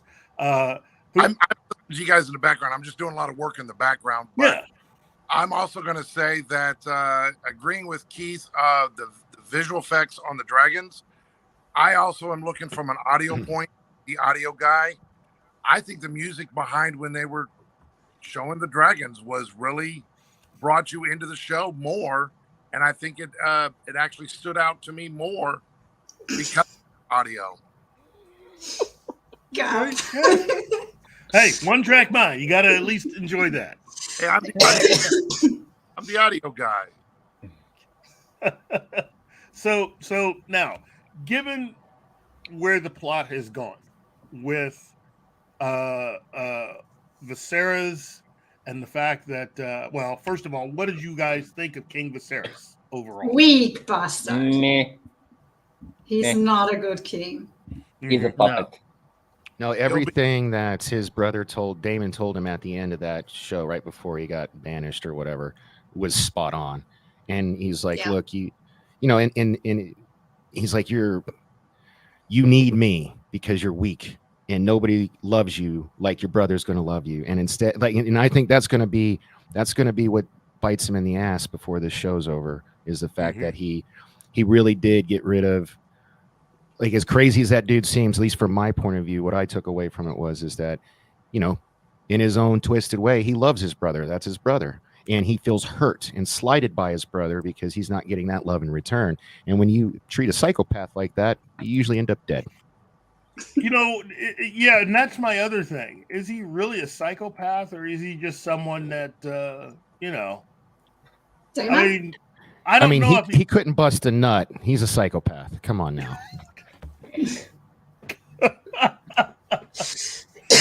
Hey, okay. Well, there's a reason they put little things like that in there. It's not just a throwaway gratuitous sex scene. They're trying to show you that this guy is with a hot, underage looking chick, and he still couldn't bust a nut. I mean, he's just got too much going on in that brain of his. Only you would make that connection. Okay. Look, I'm a cocksman. You can't blame me. Nope. There could be something to it. I look at it this way. I believe he does love his brother. Okay, I believe he really is the pronouns, pal. Which he? You talk. Oh, I'm sorry. Damon. Damon. Okay. I believe that he is more of the Sonny Corleone of the family. But I also believe that he knows exactly, again, as I keep saying, the great thing about him is he knows who he is. He's not pretending to be anything other than who he is. I really do believe that he never really had any eyes on the throne. I think he enjoyed being the prince of the city, is really what it came down to. I think he was more than happy to stay that. But I think the circumstances changed. And I so still think he's mad. I still think he's very angry that he's not the king because he knows he would be stronger. Well, I don't think he wants the responsibility. No, not the responsibility, but deep inside he knows he would be the better king, and still his brother is king, and that angers him. A little, but I think it angers him that his brother's weak. You know, as Danny was saying, he loves his brother, and he would do anything to support his brother. I don't. Did think you he see was that really... interest? Or sorry, go ahead. I didn't mean to interrupt. No, go ahead. Well, somebody did anybody Gap After Dark? I thought that's that what I was same going to thing point out, because they said that that he cut his back on the throne, and then they show that scene where he cuts his finger on the throne. So that could be an interesting, maybe the hand or whoever, somebody he thinks cares about him is really like that'd be an interesting way to kill a king, is to poison his throne. So that's I didn't even think about that. Yeah, well, he's got that wound that won't heal. Yeah, but Daemon sat on the throne and nothing happened. He's made of sterner stuff. Well, thank you, Wolverine. The difference is that Daemon was wearing armor. He had leather armor on. Yeah. Well, the king isn't sitting on his throne naked. So. Well, no, he's wearing regular clothing. That's my point. Is there's a difference between the leather and the regular clothing. That is true. I mean, I wouldn't set on that thing in anything less than leather armor. That's for sure. Yeah. Yeah. You got that right, because you never know who was doing what on chainmail or something. Jesus. Yeah. Speaking about that throne, it looks dope. It's so cool. You mean it's way better than in the Game of Thrones one? Oh, all the melted swords all the way up. Around it. That's so cool. Yeah. Yeah. I mean, that's what I was going for, Bill. Sorry. No. Replying to Bill's comment. I'm sorry. That's all right. That's all right. So, like now, with the king being who he is, I mean, since we're looking at the possibility that someone was out to get the king, who would you think that is? Because to me, I don't think it's Daemon. It's the hand. It's the hand. Everybody wants It's Hightower. No, I don't trust that guy because he played the lizard. So screw him. He's like, it's like whenever you saw who was the dude from why is his name from oh God, F. Murray Abraham. Every time I see that guy in a movie, I know he's a villain. Ryan Iffens. Yeah.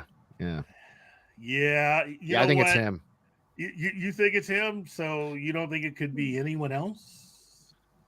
I don't know. That the whole time I was watching it, I was like, my spidey sense was tingling. I was like, I don't like this guy. There's something off here. Yeah. So part of me actually thinks that it in some weird way it might be Daemon. I think that as much as he loves his brother, he's also resentful, and he might end up playing both sides. But my prime suspect is the hand of the king. Yeah. See, now the world is back because I disagree, Marshall. Okay. There's balance in the force. I stop agreeing with you right here. Anima, who would you nominate then? What? Who would be your suspect, your number one suspect, as far as poisoning the king? Oh, I'm with Danny on that one. Okay. Absolutely. Now that I sit and think about it, there's someone else that pops into my mind that would be probably more than the hand. Oh, and that's the queen who never was. Oh, because she was treated out of the throne. Yeah, that's a point. I don't know. She seems to be happy with her man. What's his name? The dude with the white shirts. Look at he's how making her though. Look at how she looks at like at the tournament. Look how she looks at the king. Look at how she looks at whenever you see them interact. Yeah, and she didn't seem to like being called the queen that never was. I don't know. No, she kind of Yeah. She cast a little side-eye shade there. So that's an interesting one, but I don't know. I mean, my money's still on the hand. Otto, old Otto. Otto Hightower. Isn't that from like Police Academy? Police Academy, yeah. Yeah. The Baba something actor, I can't remember. Bubba his last- Smith. Bubba Smith, thank you. Bubba Smith. Yeah. Well, That name irritates me all the time. They have such creative names, and then he's called Otto. I mean, could have done better. It's just a Spider-Man link. You know, he was like, I really wanted to be Doc Ock. They gave me the lizard. Damn it, I'm taking his name in this one. So I'm just kidding.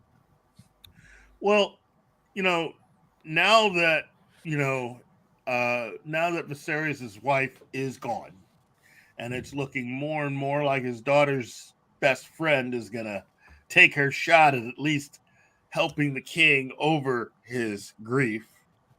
Ooh, that's a good Yes, point, she will. Shinansky. But Dad wants her to. I don't think she wants. She's Yeah, so uncomfortable when she goes to his quarters. She doesn't want to be the king or queen. No. You know, she said earlier she wants to be. She wants to ride to the drag. She wants to ride that dragon, be a warrior, and burn shit. Well, that's up. the She daughter, doesn't- yeah. Yeah. But her daughter's best friend. Yeah. I don't. You know what? That is kind of odd that even the Hand of the King would suggest something like that of his own daughter. I don't. Think I know would that do was that. creepy. That's the word. That's Yeah. the point. I put him in the full villain category. Yeah. He's Using trying his to, daughter I like even, that. I literally said to the television, "Oh, he's pimping out his daughter. Why would you do that?" And I was like, Yeah, that's it's not cool, man. I mean, yeah. And I really like how if she was. The reason I don't think she's got any malice or whatever is because when she went there, you could tell she didn't want to be there. She sat pretty far away from him at the table. She was clutching that book.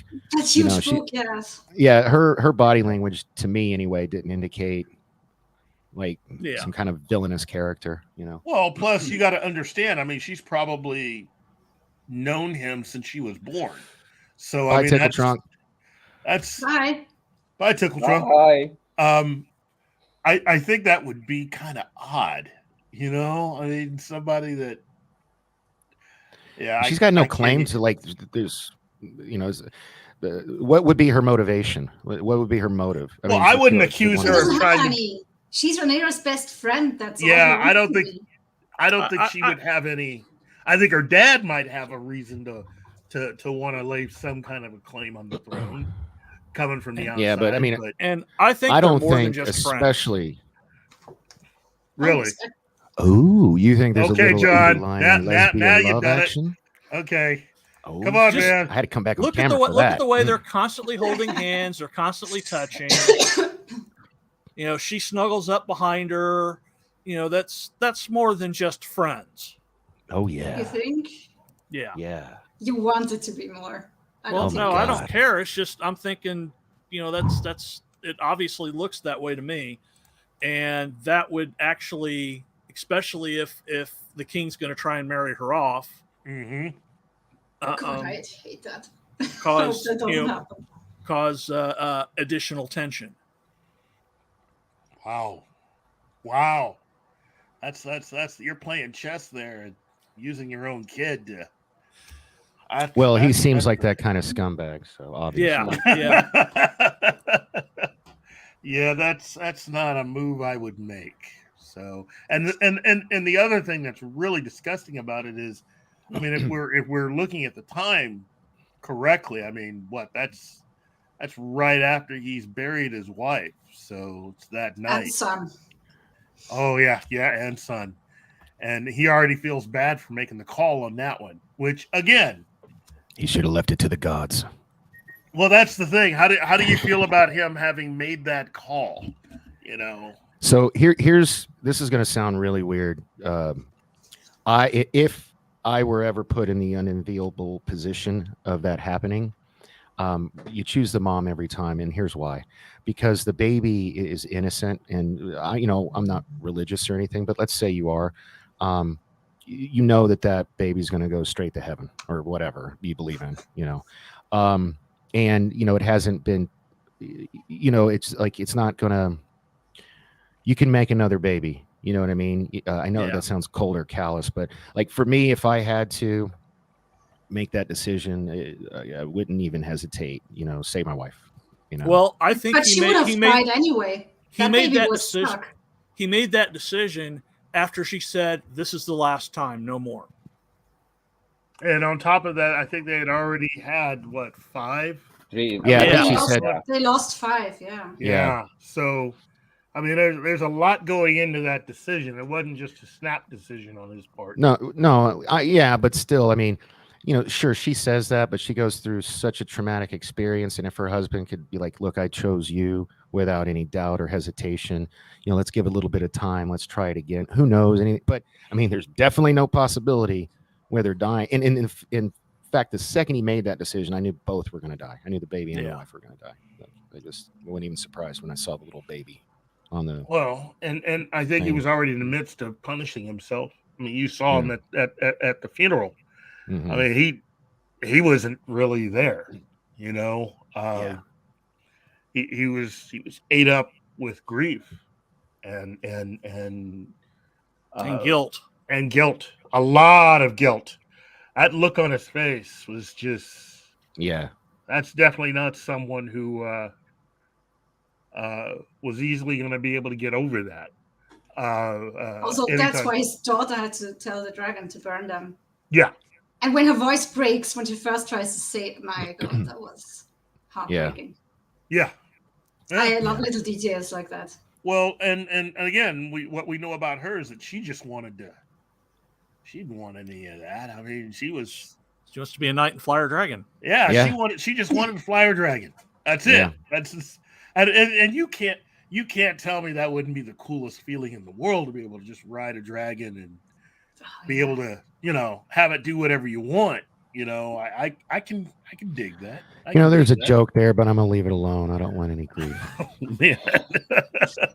Well, you notice it was her dragon that did the fire. It wasn't. Yeah, it the wasn't golden one. any- That's first. It wasn't any other. It wasn't Viserys's dragon. It wasn't anybody else's dragon but hers. Yeah, because I think the dragons are kind of in tune with their riders. Mm-hmm. And had you had brought out his, I don't think it would have gone well. You know, No. I think that I think overall that Meister might have been eaten.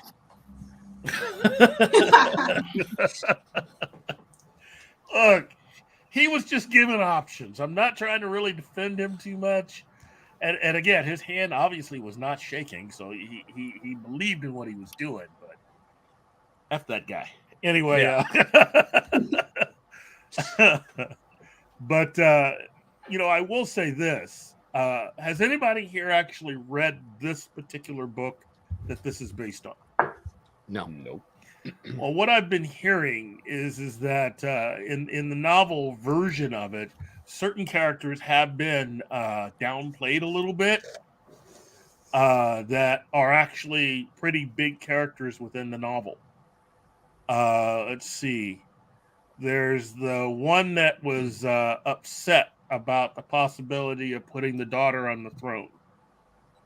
And that particular character in the book is actually a pretty big badass character. He is the Tyrion of this group of characters. Okay, he's someone who you really shouldn't try to outthink, and I didn't get that obviously from this first episode, but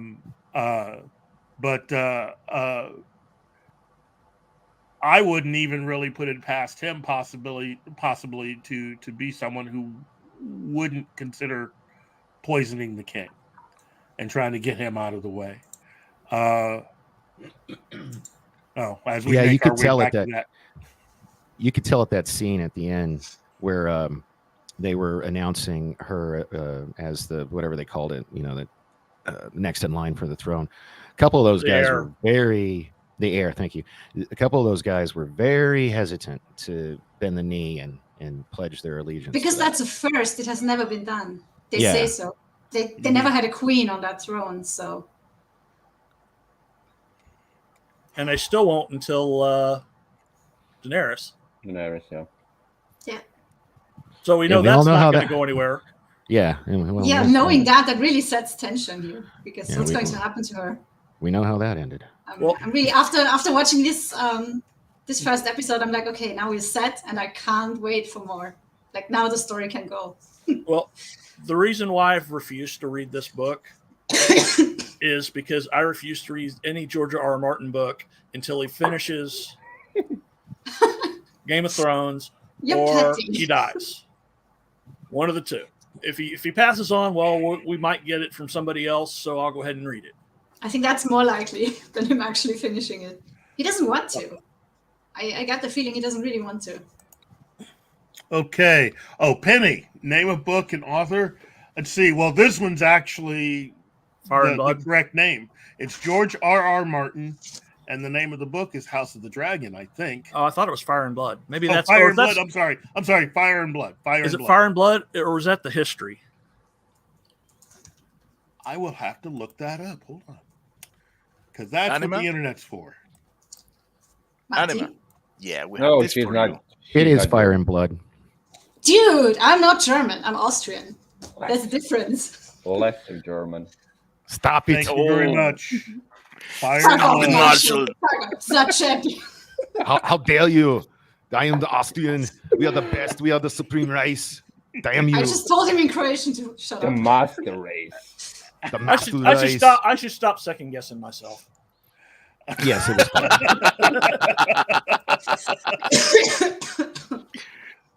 Okay, here we go.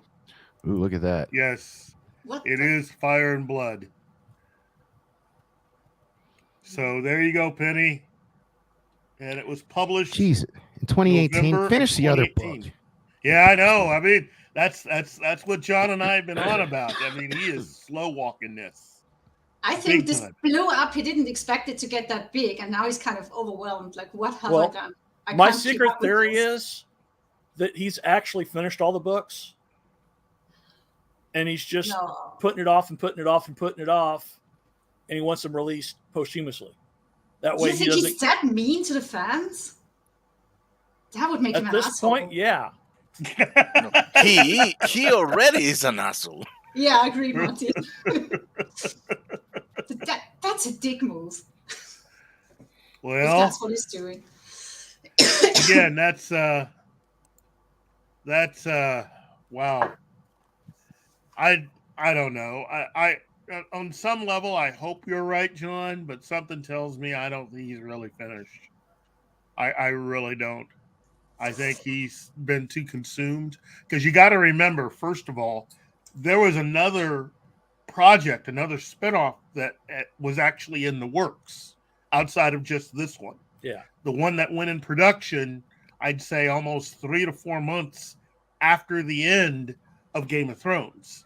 And that one didn't do anything. I mean, they ended up filming the pilot, and the powers that be at HBO said no, they passed on it.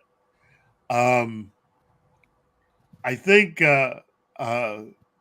he spent a lot of time with that one, and so I think he's just I think he's tired.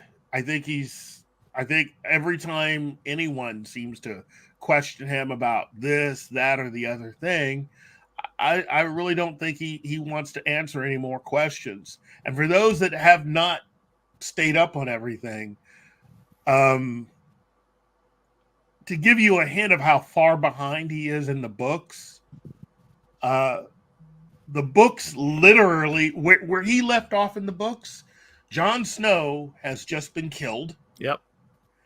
And Arya is blind. Yep. That should give you where he left off.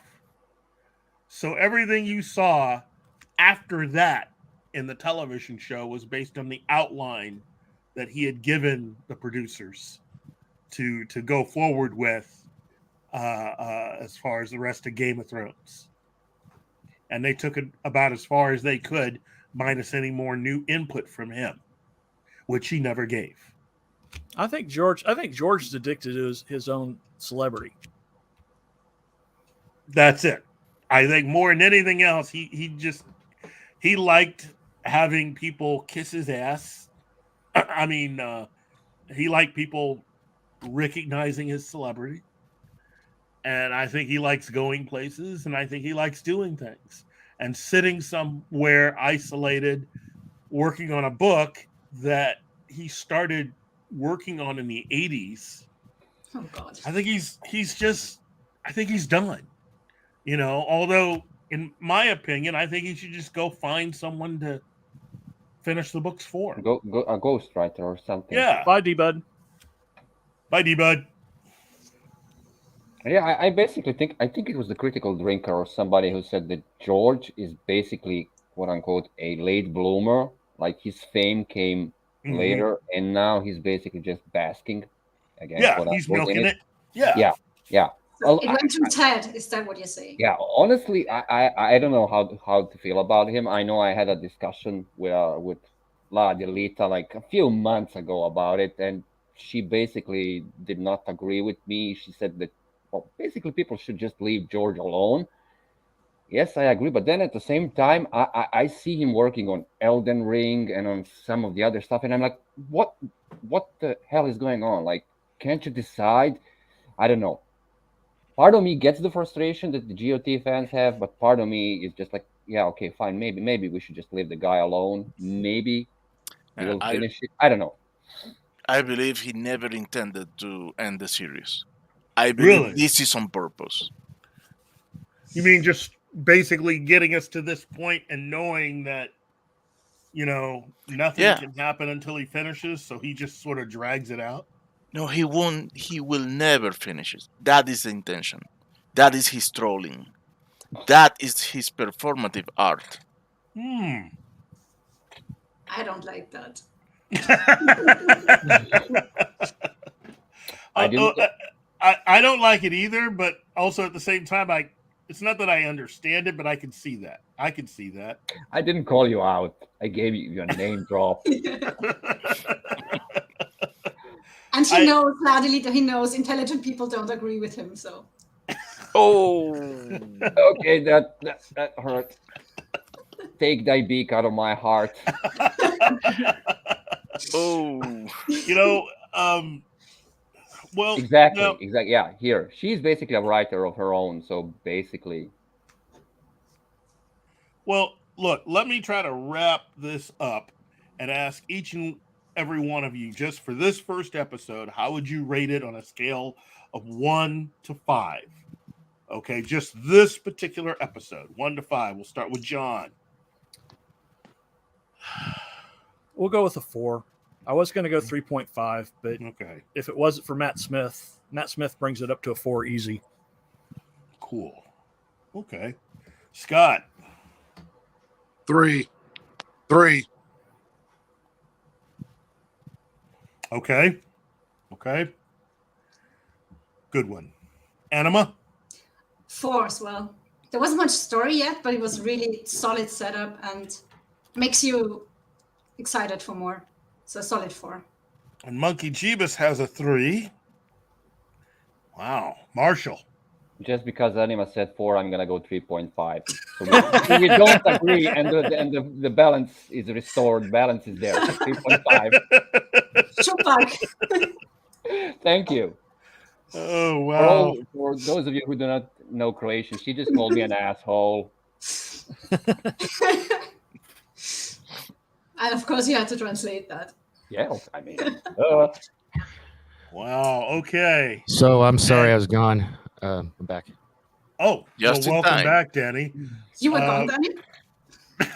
I said in the private chat of it. Oh, I get you. Okay, whatever. I was cuddling with you. Martin, how would you rate this? I haven't seen it. Okay. I don't know when I will because I'm to the roof with pending stuff to do. You know what? That's all right, my friend. Hopefully, we didn't ruin it too badly for you. You're excused for not doing your homework this once.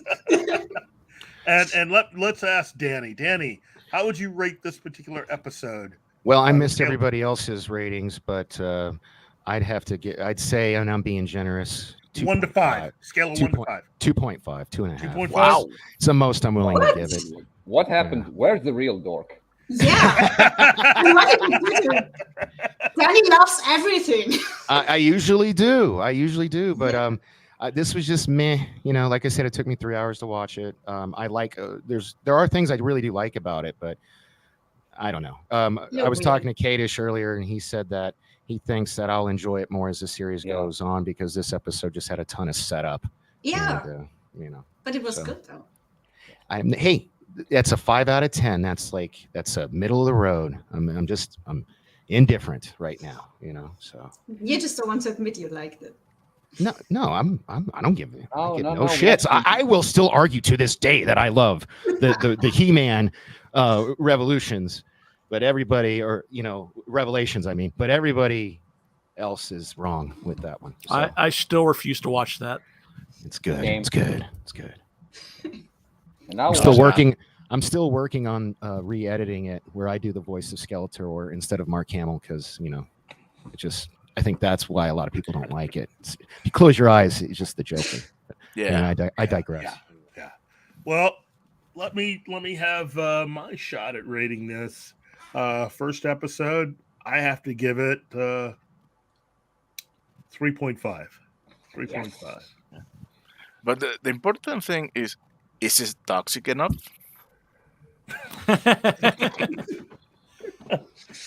You know what? I will admit,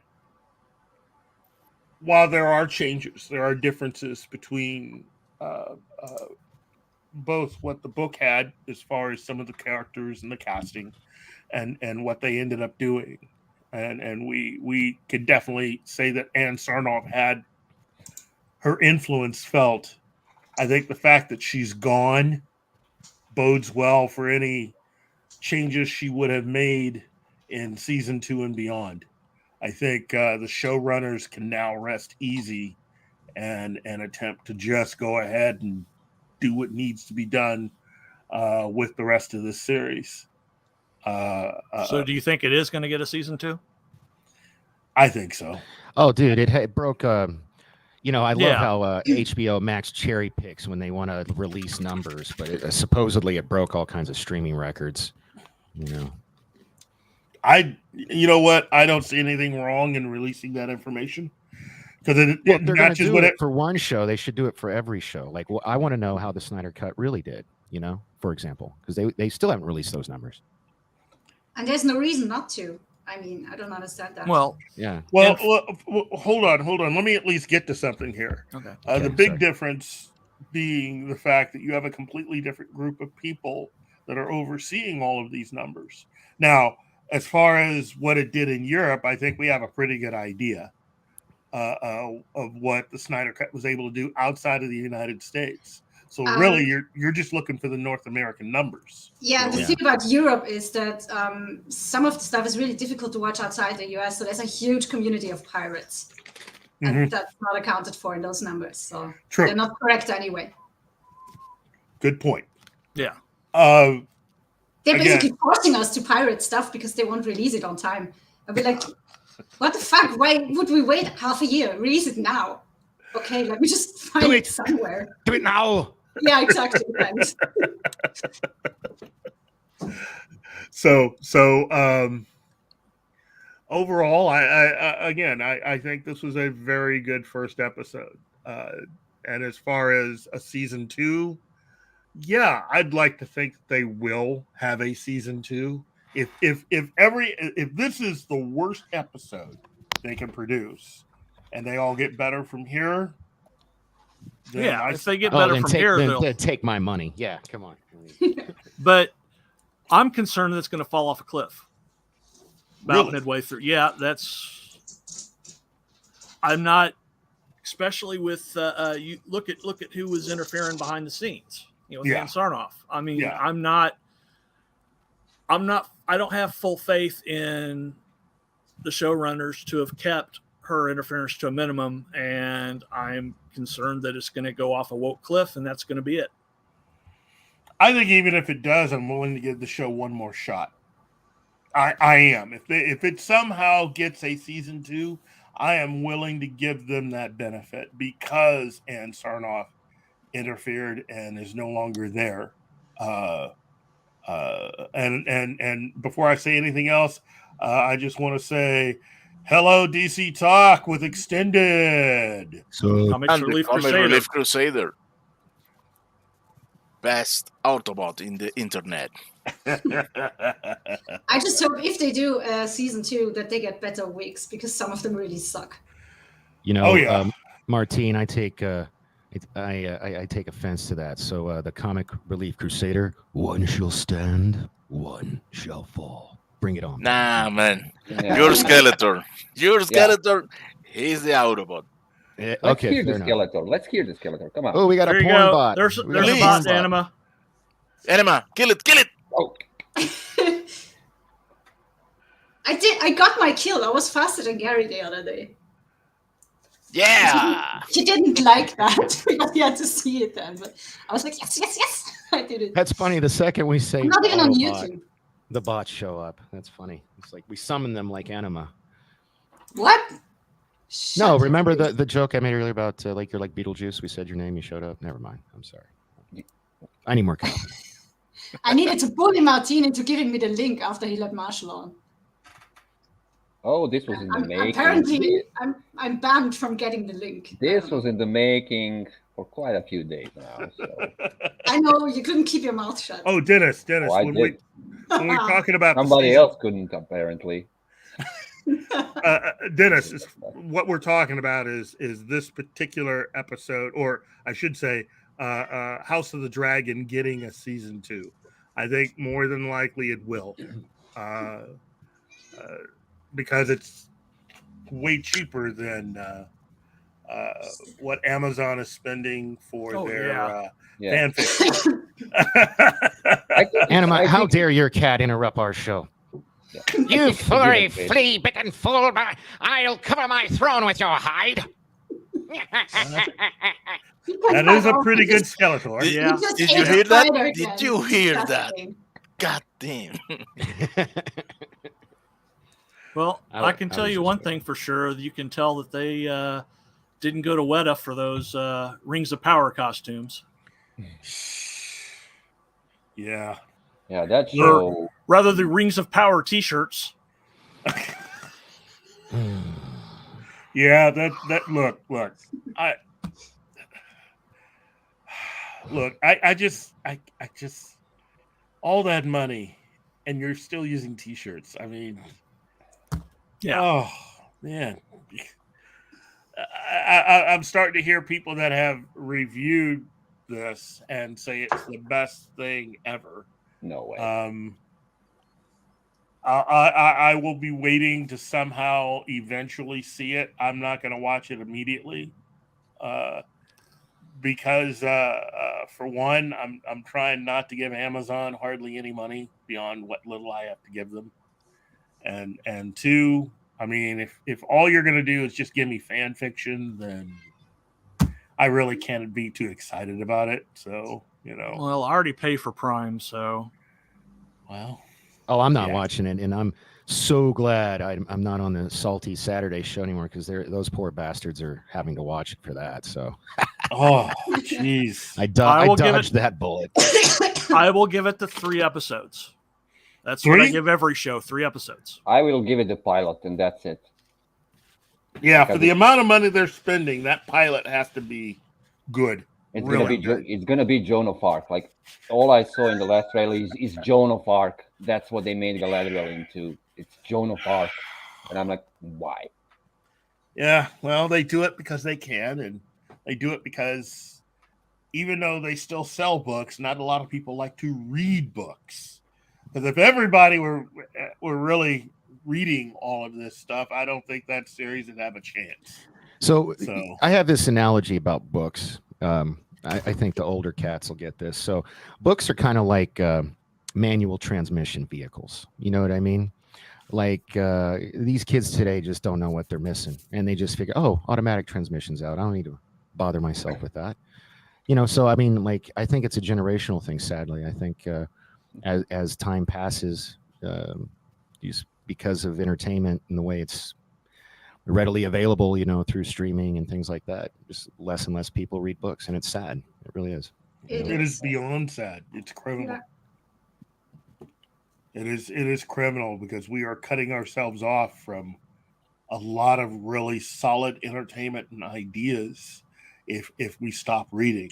I'm not saying that it's not possible to have a generation that begins to decrease the amount of reading that they do in books, but and that's already happened. I mean, the numbers on that are clear. But that's the uber sad thing. I mean, this generation of young people that are currently in their 20s, it's the same generation of kids that grew up with Harry Potter. So I mean, if they're not really reading as much as we assume that they would have been reading in the kinds of numbers that they had under Harry Potter, that says something about the quality of the stories being produced, especially aimed at people their age. And it is one of the reasons why I say part of the reason why fandom is really suffering. It's because there's no connection to our history, which is a literary one. Science fiction and fantasy, all of it grew out of books and stories. For the last several years. Bye, Scott. Bye. Bye, Scott. For the last several years, young adults all been, let's try and match Twilight. Yeah. Oh God. And that's, I don't know. That's just, it's with a few exceptions of like Richard Riordan or whatever his name is, does the Percy Jackson world. Yeah. And a few others. But it's mostly most of the young adults, all that paranormal romance.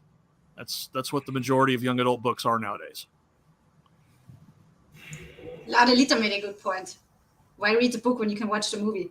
And that makes me so sad because it's such a fantasy killer to serve kids everything in colors and images. And you read a book, you have the whole film in your head.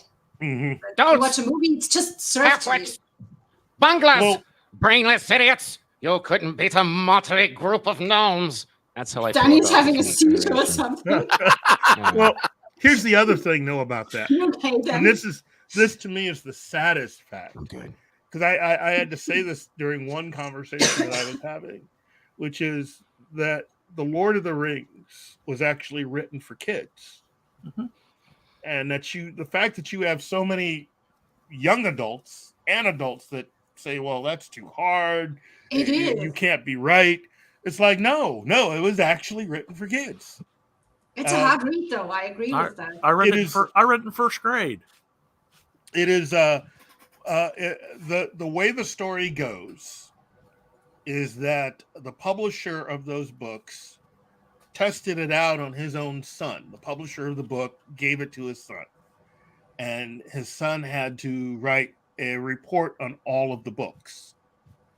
And his son's you can go ahead and look this up. You can see it on I mean, but there's an actual documentary about this. And that to me says something about our education system that things have fallen so far since the 1950s. Oh yeah. No, I was that a book written for kids is now considered to be too hard. No, seriously. I was when I lived in Texas, so this was early aughts. I was a substitute teacher for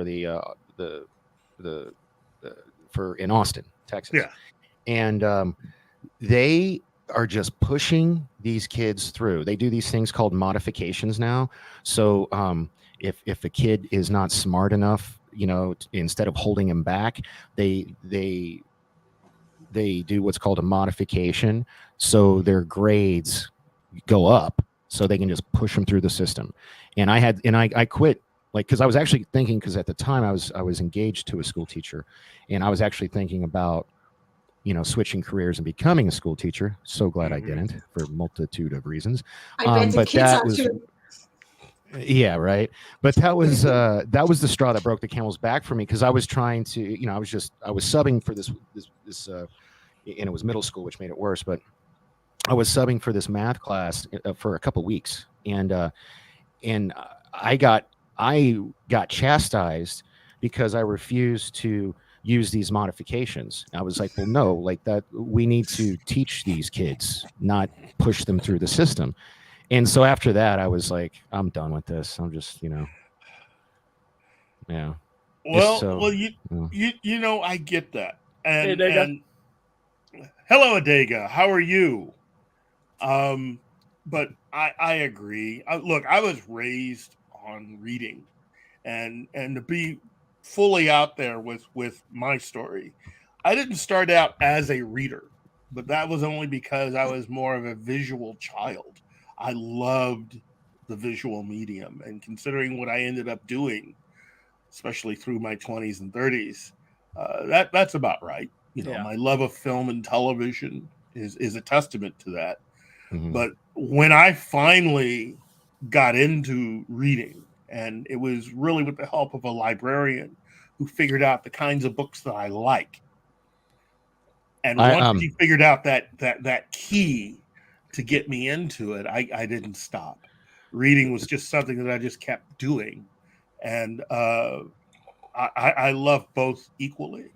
Martine, I want to address that because as a father of a child on the spectrum who just got out of an IEP onto a 504, what I'm talking about is completely different. They're not 504 accommodations. I can Google it.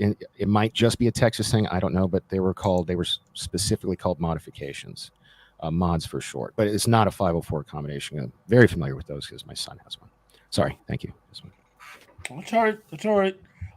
King's Portal. Yeah, you're right. Reading is fundamental, but I think we've forgotten that. I mean, they haven't used that particular slogan since at least the mid to late 80s. So yeah, I think right. we need to get back to that. I think and again, it's the sad thing about it is that we've allowed a lot of books for young people to just fall into despair. The problem that has happened to comics, Marvel and DC, has been that a lot of YA authors invaded comics. Well, you got to remember, before they invaded and did what they did to our comics, this is the stuff that they were putting in the YA books for young people in schools. And young people don't want to read, so, Why young adults novels are in school? I only read classical. Oh, no! A lot of the stuff that was classic literature for us growing up, a lot of that stuff's been moved on.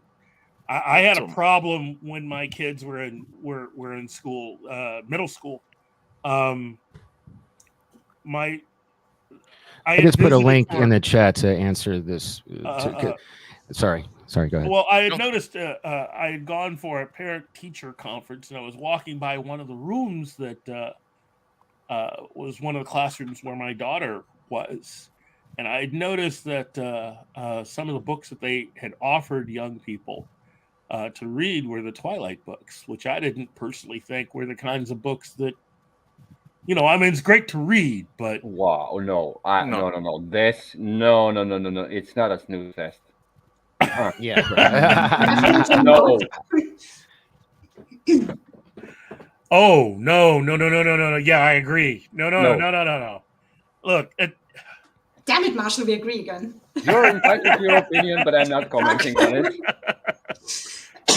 There are books that I think it really depends on how you want to approach things. I'm not saying that every book that should be given to kids to read in schools today all have to be all the same books that even I had given to me or was asked to read many moons ago.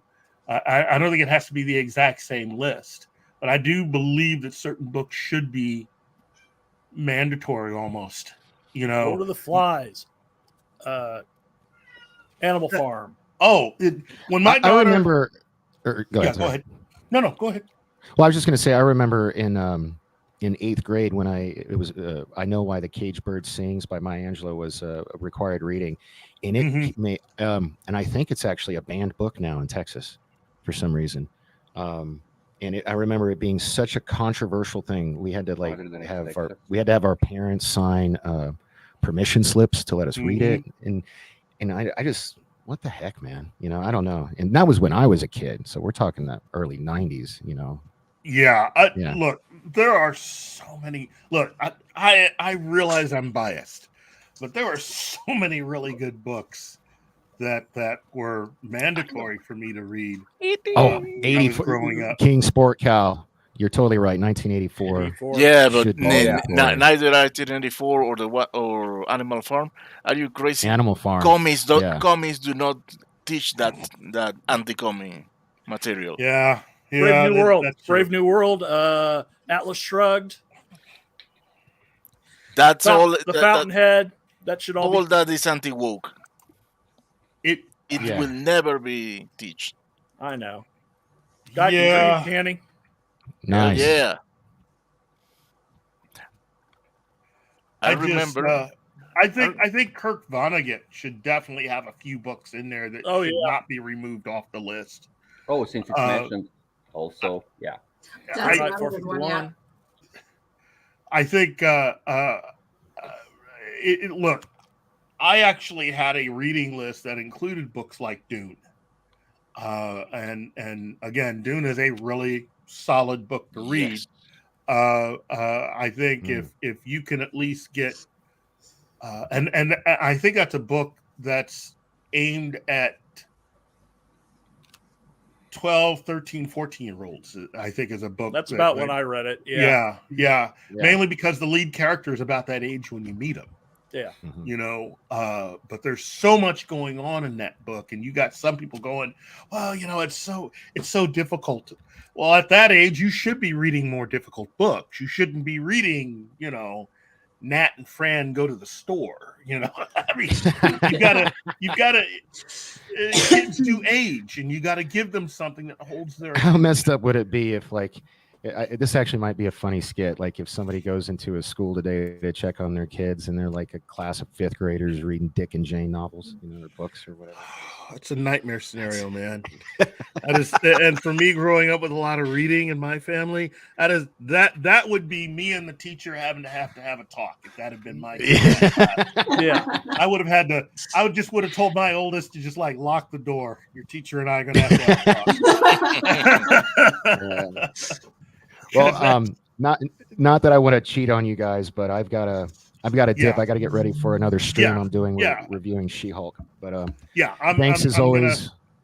I've got 2 minutes, so I want to say bye real quick. Thanks for having me on, guys. Bye, Danny. I love Bye, all Danny. of our banter. Bye, Danny. Hopefully, Bye, see you Danny. tomorrow. Yourself, Danny. All right, will do, man. And talk to me. I will, and I got to call my mom. Yeah, you always say that. No, don't. All right, bye. Hey, Bill has this question. Ooh, and he bailed. Yeah, he bailed. Look, I will say this. I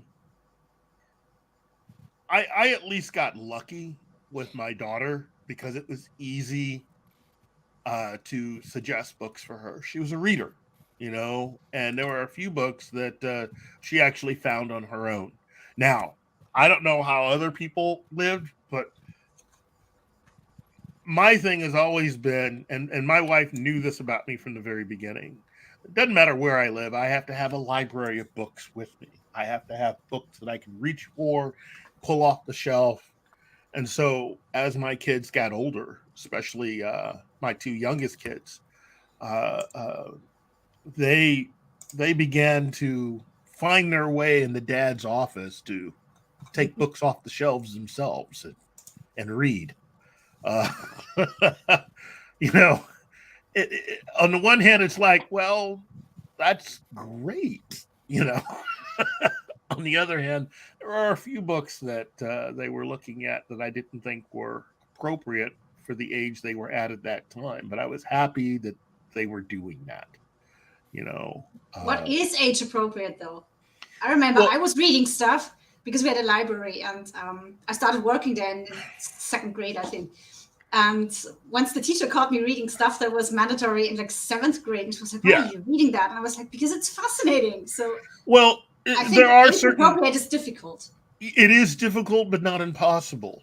I don't think a 12-year-old should be reading. I don't think they should be reading Ian Fleming. Well, there you go. Was that 12-year-old? Why? Because I definitely should have. I mean, I think there are certain books. I mean, look. To be fair, there were certain books I got my hands on that I probably should not have been reading, but I did get my hands on one or two of the Ian Fleming books. At a very non-appropriate age. I found them initially to be boring, so it wasn't like I finished them. Yeah. But it did help to inform some of what I had taken a look at with a lot of the James Bond films. Later on, I was able to get back into it and actually become an even bigger fan of the character, especially the literary version of the character, which is different than the Hollywood version. And that was the thing that I really am proud that I taught my kids, that you shouldn't really depend on Hollywood to really give you the contents of any book, because they don't. Everything's always different. It would almost be like, would you bet your life on what you learned from a movie versus the original book that it's based on? If somebody were to, put a gun to your head and quiz you about a particular story, I wouldn't take that bet if all I knew was the movie. No. And you get so much more out of reading an original novel or the novelization in certain cases of even certain films that are way better than the actual movie itself, like Star Trek V. That novel should have been the basis of the movie that was made, and it wasn't. And the novel is phenomenal. Good one, Bill. Good one. Say what? I said good one on Bill's comment. Yeah. Good one. Yeah, I was trying not to say it, but Keith, you're worse than Gerry. And it's taking ages to say goodbye and wrap it. No, he hasn't started to say I goodbye. haven't started. So part of discussion. Let me then wrap this up. No. Why? And because a lot of people have a lot of things they got to go do. Yeah, actually, Boyan and I have a watch party to go to. Yes, so let me wrap this up and saying, first and foremost, I want to thank everybody for tuning in and staying this long. I am really happy you guys have done that. Let me just go ahead and start with Sox Bulletin, Christopher Carroll, Dragon Roos, Mr. Tickletrunk, Decepticons Cave of Villains. The list is in the chat. Listen in the chat. Yeah. The private chat. Yeah, that's what I'm reading. Oh. I'm reading the list right now. It starts with Aaron Ratliff for me.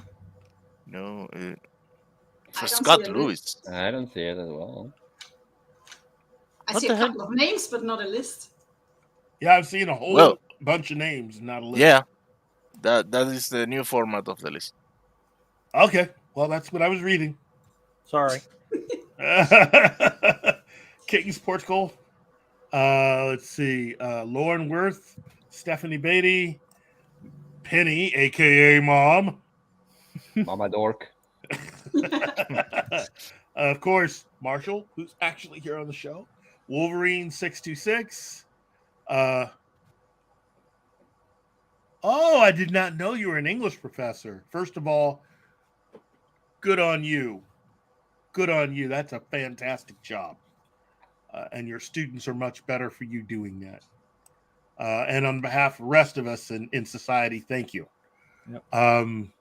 Shinosky, Brightest Day, Hex Allen Comics, Gap After Dark, Fletcher Williams, Monkey Jeebus, one of my favorite monkeys. Christopher Moonlight Productions. What? I gotta say that. AF Watcher 88, Bill Barkley. Oh, King's Portal. Okay. Can you guys wrap up this show? Yes, I am wrapping it up right now. Black Ass, The Dark Knight, Latino Slant, Polly, War Monkey, Mighty Max, Bake Bane, the Peter Venkman fan site, the Comic Relief Crusader, DC Talk with Extended. Let's see, Denny McCullough. It's Dennis, but you know. And Adega Outlaw. Thank you. And also thank you to all my chat pals here. John, Martin, Marshall, and Anna. Martina, I'm offended I'm not on the list. You were the second one. What? According to this list, she's not. No, third. Oh, she's third? Yeah. Martin, just ignore her. Ignore her. Come on. Okay, Anima Confusa. Thanks. Thank you for coming on the show. Come on. So, for Gary, I'm Keith. Thank you. This has been Morning Coffee with Gary. Oh. Wait, give me a second. Man, Gary's out and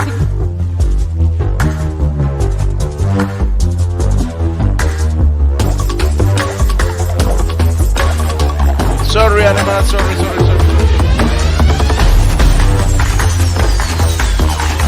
How very Gary of you.